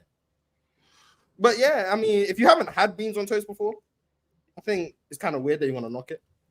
But if you have had it and you don't like it, that's fine. Because once again, I don't care what food you like. I think it's the combination. I'm not eating it. I know what food I like. I don't like fish and chips. Some people do. I hate it. You care to share with us what type of food you do like, Mars? We don't want to hear about what you don't like, only what you do like. Let's keep it on this Friday. I love seafood. Shellfish. How you like seafood, but you don't like fish and chips? And not only that, I don't like the batter. I don't like the batter. And not only that, like the beer batter. Okay. Yeah. Last I checked, Seattle is full of seafood. Yeah, but I went to Seattle. You know what food they ordered me when we went to this bar place? Fish and chips. I was so livid. I left England and they said fish and chips, Mars. I was mad as hell. Who ordered that? There's no way I flew 10 hours and they got me fish and chips that I could have got 5 minutes from my house. Mars, who ordered that for you and why did you let them order that for you? I wasn't paying, so I'm like, it's not coming. It's not me paying for the food. You guys got me fish and I'm like, I guess I'm gonna eat the fish and chips. But like, there's no way I left England and you're gonna give me English food. Why you ain't say something? Like, I don't want this. And I didn't even like it. So you're gonna eat food that you don't like. Matter of fact, how we did I not ask for this? I'm not gonna start a problem. Like everyone's on good vibes. You know, it's not starting a problem. I don't want this. Can I have something else, Mars? It's whatever. It's whatever. It's not a big deal. I got my fish and chips. I go to my fish and chips. I struggle through it. Whatever. Ox, can I have? And Ox got a variety of stuff. It's not like I gotta eat cereal. Ox got other stuff in the house. Ox, can I have some of this instead of this? Ox ain't gonna be like, damn, Chill. Get your ass up out of my. Okay, Chill. You want this? Good. Yeah, for sure. Whatever you want. All I know is that was bad, and that was probably the best food I had out there, which says a lot because I don't like. That was the best food you had out there. But those terrible tacos they got, the burrito. Mars, when you come to the US, no, Mars. Wait. In my defense, Mars. Let's just clear that up. I didn't order any food. I didn't do any production on that was on Claire on Player's Choice like that on Claire. Was it PC Weekend? I didn't do any production, Mars. Nothing. That was not on me. I went there and enjoyed myself. Had a great time. Mars, we was working. JD and Claire did a good job of putting everything together for PC. Yeah, but Mars, I told you when you before that, I said we're gonna go to Mimo's. I'm gonna get you this burrito from Mimo's, and this is what it's gonna be. We never had the chance to do that. We was working most of the time. We not all putting in work straight. Yes, we were. Oh, well, we was working. So it's not like we was on vacation. We was there to work. Yeah. Shout out PC Weekend and Mars. If we would have had some time and we would have went to Mimo's and I would have got you the burrito I was talking about, it would have been a completely different tune. I enjoyed sabotage. I got given the worst food of all. The tacos that we had when we were filming those videos, like the guest the basketball player, that day, those tacos, egregious, dry, terrible, no flavor. Put some sauce on it, Mars. There was sauce right there. El Mars is not asking for I didn't try. El Mars is not asking for what he wants. I'm good. I don't know. I enjoyed the food, but all I'm saying, Mars, is you wasn't on vacation. If we would have been on vacation, you would have enjoyed yourself much more. It was a work. It was a work trip. Mars, it was a work trip. Good food. It was a work. I had no good food my whole time there. Now, did I lose weight in my time there? No, because I still ate a lot. I just didn't enjoy any of it. It was just bad food. How about you ask for what you want? Damn. Speak up for yourself, young man. How about that? No, I don't talk that much. We went down to Pike Place. Facts. They were flooded with seafood down there. Flooded with it. Facts. Flooded. Mars, you could have very well said, "Yo, can I get a fish sandwich?" Mars, you was in the heart of everything. Can I get some crabs? I'm good. Flooded with fish food. Flooded with seafood. They go me fish and chips. Hey, I guess I'm eating fish and chips now and then. No, Mars, that's not. I ain't complaining about it at the time. PC Weekend was a year ago. It's only just. So you got to build up for real. Seattle was just trash. I don't know what to tell you. For the record, Mars, in America, you ask for what you want. And more times than not, I'm not gonna die by eating fish and chips. Someone gonna fish and chips. Why are you gonna eat something that you don't want to eat, Mars, and then come on and complain about it? Because they're talking about it. The only reason we're talking about this is because Ron wouldn't accept that Seattle's trash. But second of all, it's not. Seattle is not trash. Seattle's trash. But second of all, I'm not exactly the most conversational. I'm not gonna talk if I don't feel the need to talk. I'm gonna just eat the food and whatever, and then I'm gonna go home. And then I'm gonna message my family and my people at home say the food's trash. About it. This sucks. Yeah, but I'm not blaming it. I'm not blaming anyone for getting I'm on the team with Ox. I'm on the team with Ron. I got a shirt on. My jersey don't fit. I ain't gonna say nothing about it. I'm gonna put on a tight ass jersey and it's gonna restrict me. And then when the game is over, I ain't gonna say nothing to the coach. I ain't gonna say nothing to the equipment manager. When the game is over, like, yo, this tight ass shirt screwed up my game. Instead of asking right there, yo, can I get a bigger shirt? Can I get that's fine. If you want to say I should have said something, that's fine. I'm not arguing about it. I'm just saying, if I don't feel the need to talk, I'm not going to talk. So I just went through. What do you mean you don't feel the need to talk? There is something that you don't like. If I was allergic to fish, I would have been like, yeah, okay, I'm not eating. You don't have to be allergic to it, Mom. You don't like it. That's crazy. I'll eat it. It's not going to cause me harm. I don't like this. Can I have something else? No, I can't relate. I'm not sure what's going on right now. Unnecessary inconvenience. Oh no, man. Ox is at my house. Ox, chill. I don't like this. Do you have something else? Let me see what else I got, Ox. Hold on. Yeah, I'm not causing unnecessary inconvenience for other people. I'm just. It's not. That's not unnecessary though. I'm chilling. They just ate the food. Hey, Mars, I'm with you though. I didn't been over for dinner. I wasn't upset. I was indifferent. I'm like, okay, fish and chips. I guess I'll eat the fish and chips. And then on what? Who you talking about, man? I wasn't unhappy. It was just fish and chips. Okay, I'm gonna eat fish and chips. That's it. It's not unhappy or happy. I'm just indifferent. So if I'm indifferent about something. If I'm indifferent, I'm not going to feel the need to cause a commotion. I'm done with you, Mars. Y'all ain't never been over for dinner and somebody brought out something that was whack, was trash, and you kind of just eat it like Nah. Like, it's not gonna kill me. Like, that's what I'm saying. And they ask, is it good? And you like, okay, Ron. Yeah, with that being said, if this trash, do you not look around and see what else is there? Is this it? Can I only eat this? So, for instance, if I'm over at Ox's house, yeah, and this old lady makes spaghetti. Yeah, Ox is a big spaghetti guy. Yep. Him and my good friend Mike, they love spaghetti. Yep. If they're making spaghetti and I go over there and that's the only thing that's there, let's say it's spaghetti and I don't know, French toast. Right. And not French toast, French bread. Okay. What I'm supposed to tell her, I'm supposed to tell Ox's old lady, nah, I'm not digging this. Go make something else. Right. Now here's the thing, Ron. Here's the thing, Ron. You just said, okay, I'm gonna eat it. Are you gonna come back tomorrow and eat again there? Well, we ain't eat at that same place again. That's typically why I don't go back to Ox's house.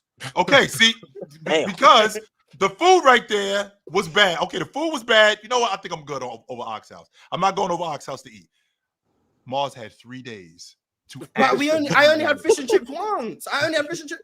When we went to that bar, I don't know what the place was called. We went to that bar. Point is, we got fish and chips. Someone tried to buy me alcohol and make me drink it. I'm not going to talk about it because they're no longer on the platform and I can't sneak this anymore. But that's besides the point. So that I also didn't say anything about that. So I just if nothing's going to harm me, I have no need to talk. I'm not about to just I don't like this. Really get me something or I'm not going to do I'm not going through all of that. I can just sit there, eat my food and sit in silence, and then when it's time for me to go home, I'm gonna go home. It's not an inconvenience. No, chill. I can't chill. We cannot argue him about this. I can't believe you are entertaining this right now. For real, I'm done. This is like I understand. Like I understand. Like what a couple of people said in the chat. Like at home when we grew up, what your mother served you, you eat that, or you go to bed hungry. Or make a peanut butter sandwich or something. That was always the option. My mom always made the option. If you don't want this, you can make a peanut butter sandwich and go do your thing. So I will say that I agree with that. But in this instance,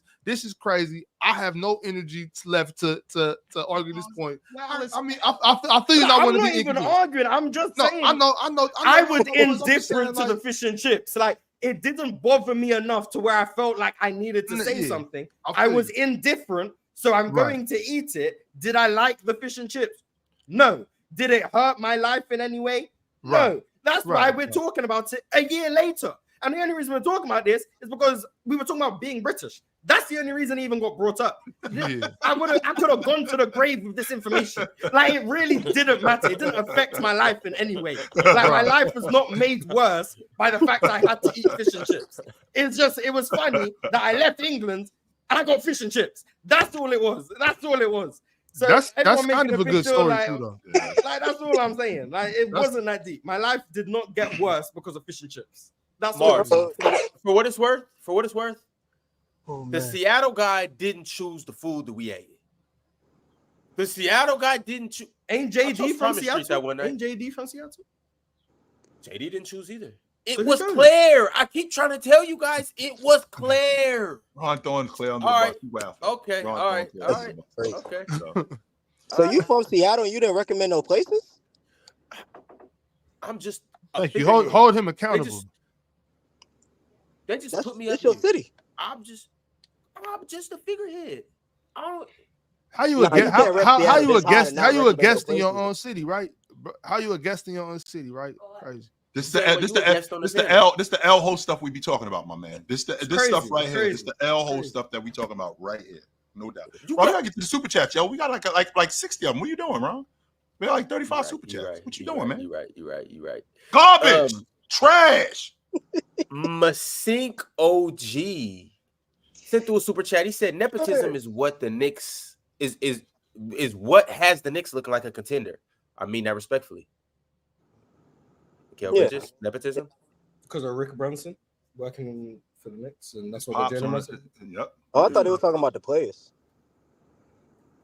And by the way, that was part of the deal with Jalen Brunson coming to the Knicks. That was part of him signing the deal. Yeah, yes, definitely. That was part of him signing the deal. My pop's got to get on the staff. That was part of it. Dave, or Player's Choice Dave, sent through 20 membership. Shout out to everybody that got the membership. Shout out to Dave. Also, Dave, you're not going through unscathed either. Dave has some say in that too.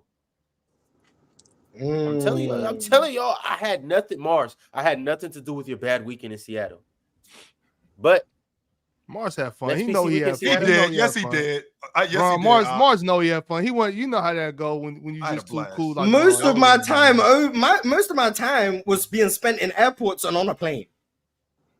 Like, I had kind of long. I don't know what to tell you. Kind of long. That was It was super cool. dope. It was cool apart from when I'm getting woken up in the middle of the night by drunk people. But other than that was cool. I'm having to wake up at 8 a.m. But other than that, and the bad food. But other than that, too, yeah. I mean, Anyway, Junior Mafia 930 became a member today. Shout out to Junior Mafia. Mr. Williams also became a member. Big shout outs to both of you guys. Speaking of Claire, Cheerio sent through a super chat. She's only been a member for 1 month, which is kind of sketchy. I don't know what's going on. It might be a mistake on YouTube side. But anyway, she said, "Oh, these chats are nice. Happy Friday, chat." Okay. Happy Friday, Claire. Me and Mars never have a question for you. Yeah. What's up? So what y'all think about these role players like Nick Claxton, Hartenstein? What teams do y'all think they should go to? Because I was thinking, like, if OKC could get one of them two for the backup big, they'd be unstoppable. But I don't know if they got enough money for all that. Oh, they got enough money. They got plenty. They got plenty of dough. Well, Claxton just got extended, so it's only Hartenstein. Oh, dang. But Hartenstein, I think OKC should go for him. I don't know if they can get him, like in terms of does he want to go there, but they should be going after Hartenstein, in my opinion. I think he fits that team perfectly. So hopefully they can get him as a partial OKC fan. So yeah, hopefully. But this is crazy. This is crazy. What I do? Partial OKC fan? Partial, yeah. Yo, you didn't. No, I'm not gonna do that because he come. We got company, so we ain't gonna do that. Nope. Oh, so now you're not gonna disrespect me because that's company. we Chill, got fake. Chill. Hey, you gonna be in my videos too, Chill. You gonna be in my video too. We just added names. You gonna be in the video too. Brick Baby became a YouTube member today. Shout out Brick Baby for joining the channel. Appreciate you.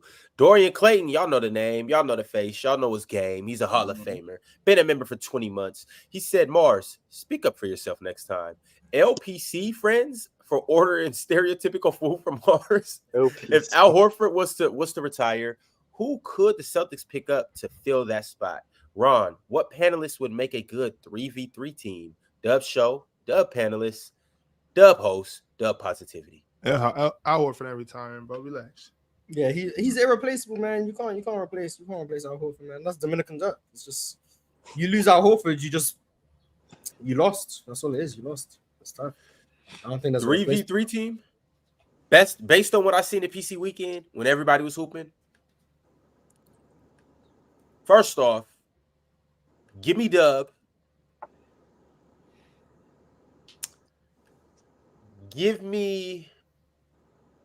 I'll go with Ox. Give me Ox coming off the pick and rolls. Give me Dub spotting up, and then give me Low as a screener.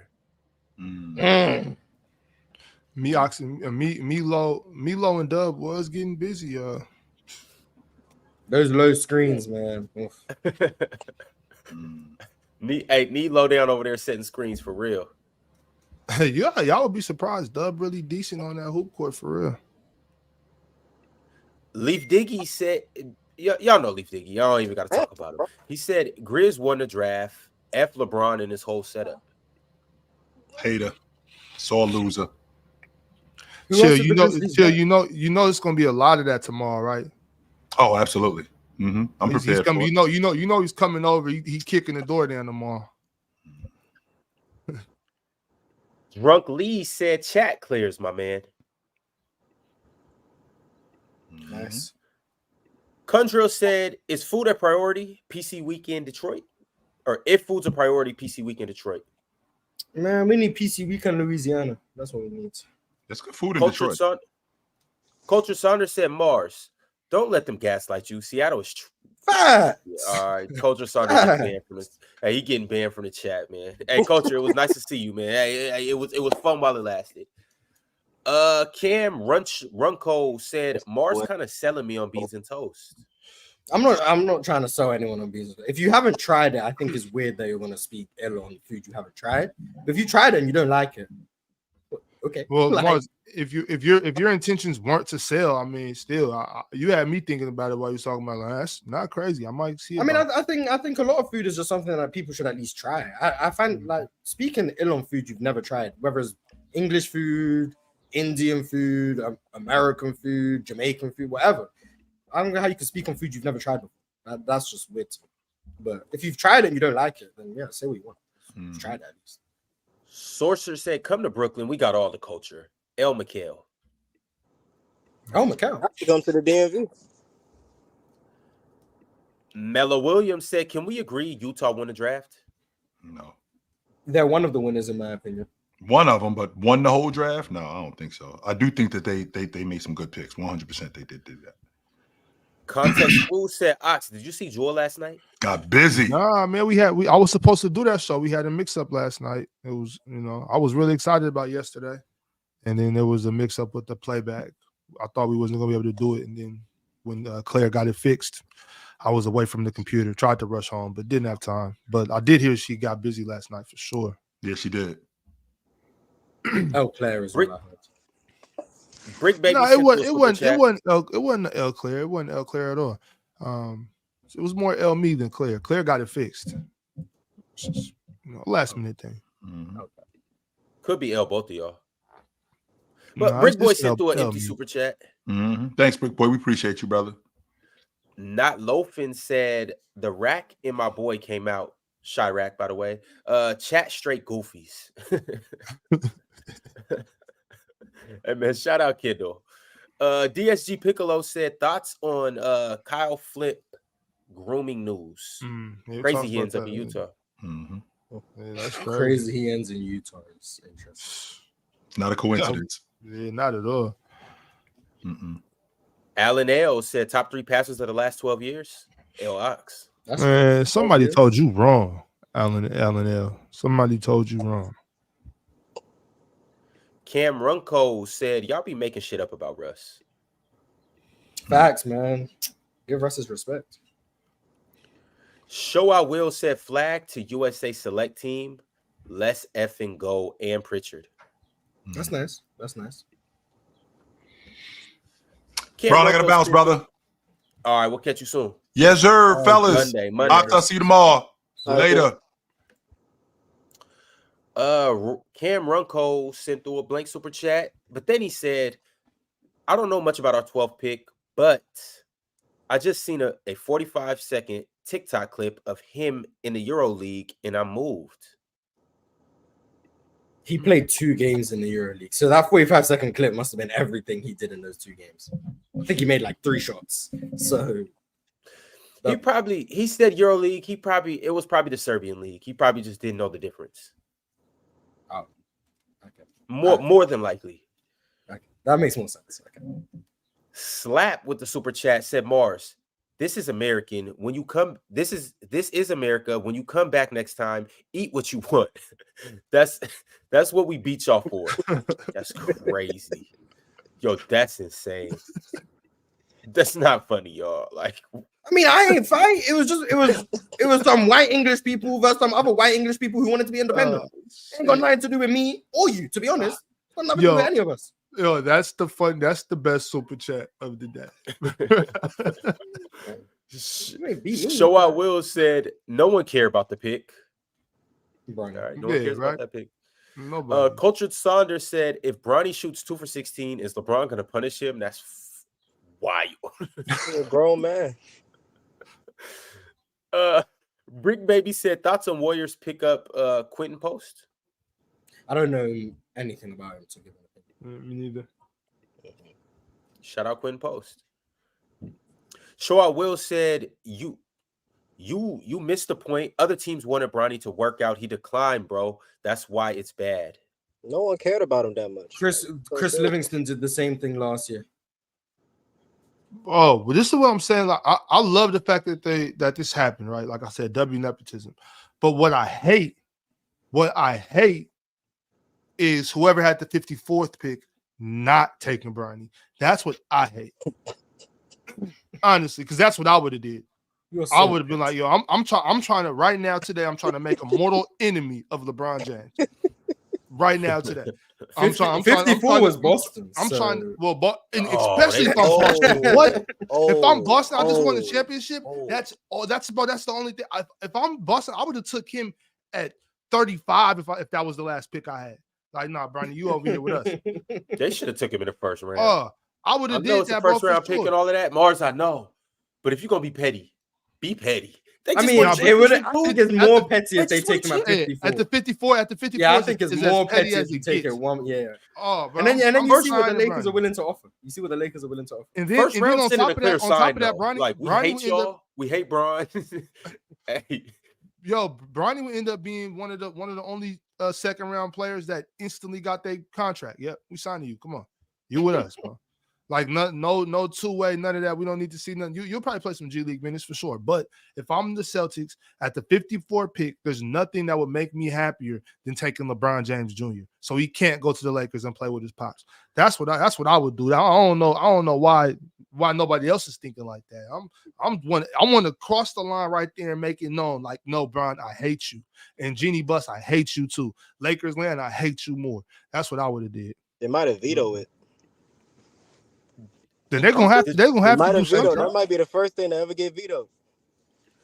The Juice 26 with the super chat. He says, so y'all don't believe in working hard and earning your spot on the squad, but it's cool to let your daddy buy you a spot. That's crazy. He was already a college athlete though. You acted like he was a 14-year-old that just got picked up to the bomb squad. Like, he was already a good basketball player. He just to say that Bronny didn't work hard. That just don't make sense.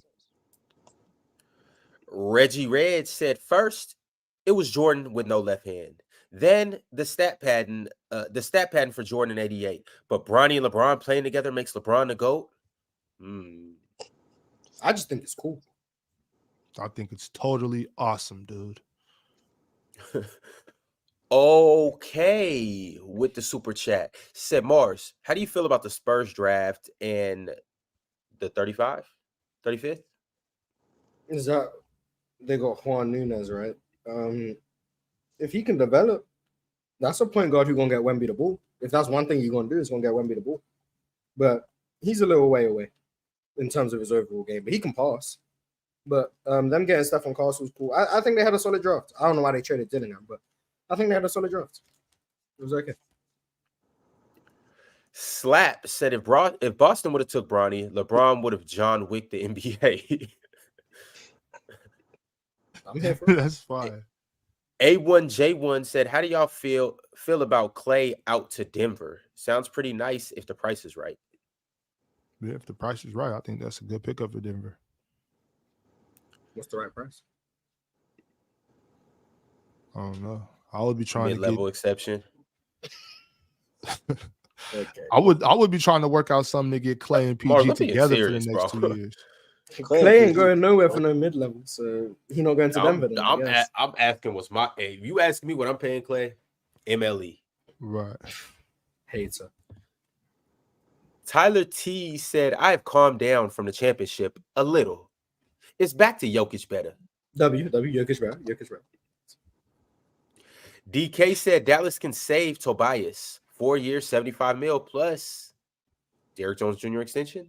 What kind of Dallas fan are you? You 4 want years, Tobias? 75 million? Hey, shout out to you, man. Shout out to you. That's what self-hate looks like. You don't want to win no rings, bro. Adam West said, not buying this PG logic. Please stop. It is goofy. Is it I goofy? guess so. Yo, I'm serious though. I would just sit down and try to figure something out, like, and just kind of bank on maybe PG taking a little less for a ring and Clay taking a little less because he already got 4 rings, and just be like, man, y'all two come over here together. Take a couple less dollars for 2 years. You know what I'm saying? Come win 2 championships back to back with Jokic. Has there ever been a great that took a pay cut to get a ring? Tim Duncan did it his whole career. What's the point of them not doing it? They're like 34, 35 now. Well, I don't know. You never know what their money look like. I would make the assumption that they both are well off financially. You know, maybe they aren't, but I would make that assumption. So I would ask, hey, what's the worst they can say? No. What's the worst thing can happen? Paul George made fun of you on his podcast. You know what I'm saying? You know what I mean? I'm gonna ask. You know? Hey, I'm leaving here with something, so I'm gonna ask. Speaking of making fun of you on your podcast, Adam West said, starting 20 minutes later, I hate that. It burns me, yo. I'm professional with that one, man. Yo, I'm telling y'all, this is all Ticket's fault. I was trying to start Ticket earlier crazy, today. Man. I'm telling y'all, I was trying to start. I ain't gonna lie, Ron, you gonna go on the list too. I ain't gonna lie, you gonna go on the list. What you mean it's Ticket's fault? Yeah, blaming Tickets. Mars, I didn't blame me and Ticket are one. Me and Ticket are one. Oh, I forgot y'all tag team champions of the world. Yeah, come on, man. I forgot. All right. Slap said, greatest show on YouTube. Much love. Second greatest. Open gym. Third greatest. Who said Ron Glazers. Ron Glazers? That's crazy. Hey, man. Ain't no one standing up. Stand up. That's a crazy day to call yourself. Bunch of Stephen Hawkins right now. No one standing up. Cultured Saunders said, how you late to being late, L host? Facts. You changed the start time and was late to the new start time. I'm telling y'all, it's not my fault. Morris, none of it's my fault. Morris, I didn't feed you them bad tacos. I'm telling you. This is Clear and Ticket's fault. It's all Clear and Ticket's fault. The lack of accountability, man. Hey, man. I've heard this lack of accountability elsewhere. Ron, you're going on the list, man. Hey, Russell Westbrook gets turnovers when these guys can't catch the ball. That's all I'm saying. Like, but you throwing it to the 19th row. Okay, if I throw it to you in the 19th row, catch the ball. Lack of accountability. Got it. I gotta go, y'all. I appreciate being on the show, man. Y'all enjoy y'all day. Thank you. All right, man. We'll catch you soon. All right. Hey, next time you come up, we need that top 10. Oh, for sure. Mm-hmm. All right, my man. Be easy. All right, bro. Yep. Good old Jerry reality. Gotta love him. Last super chat of the day. DK said, first it was Chandler Parsons' bum-ass contract, ruining Dirk's last year's, but Lord, thank you for freeing me from terrorism of Timothy Dwayne Hardaway. Is that his name? I didn't know that.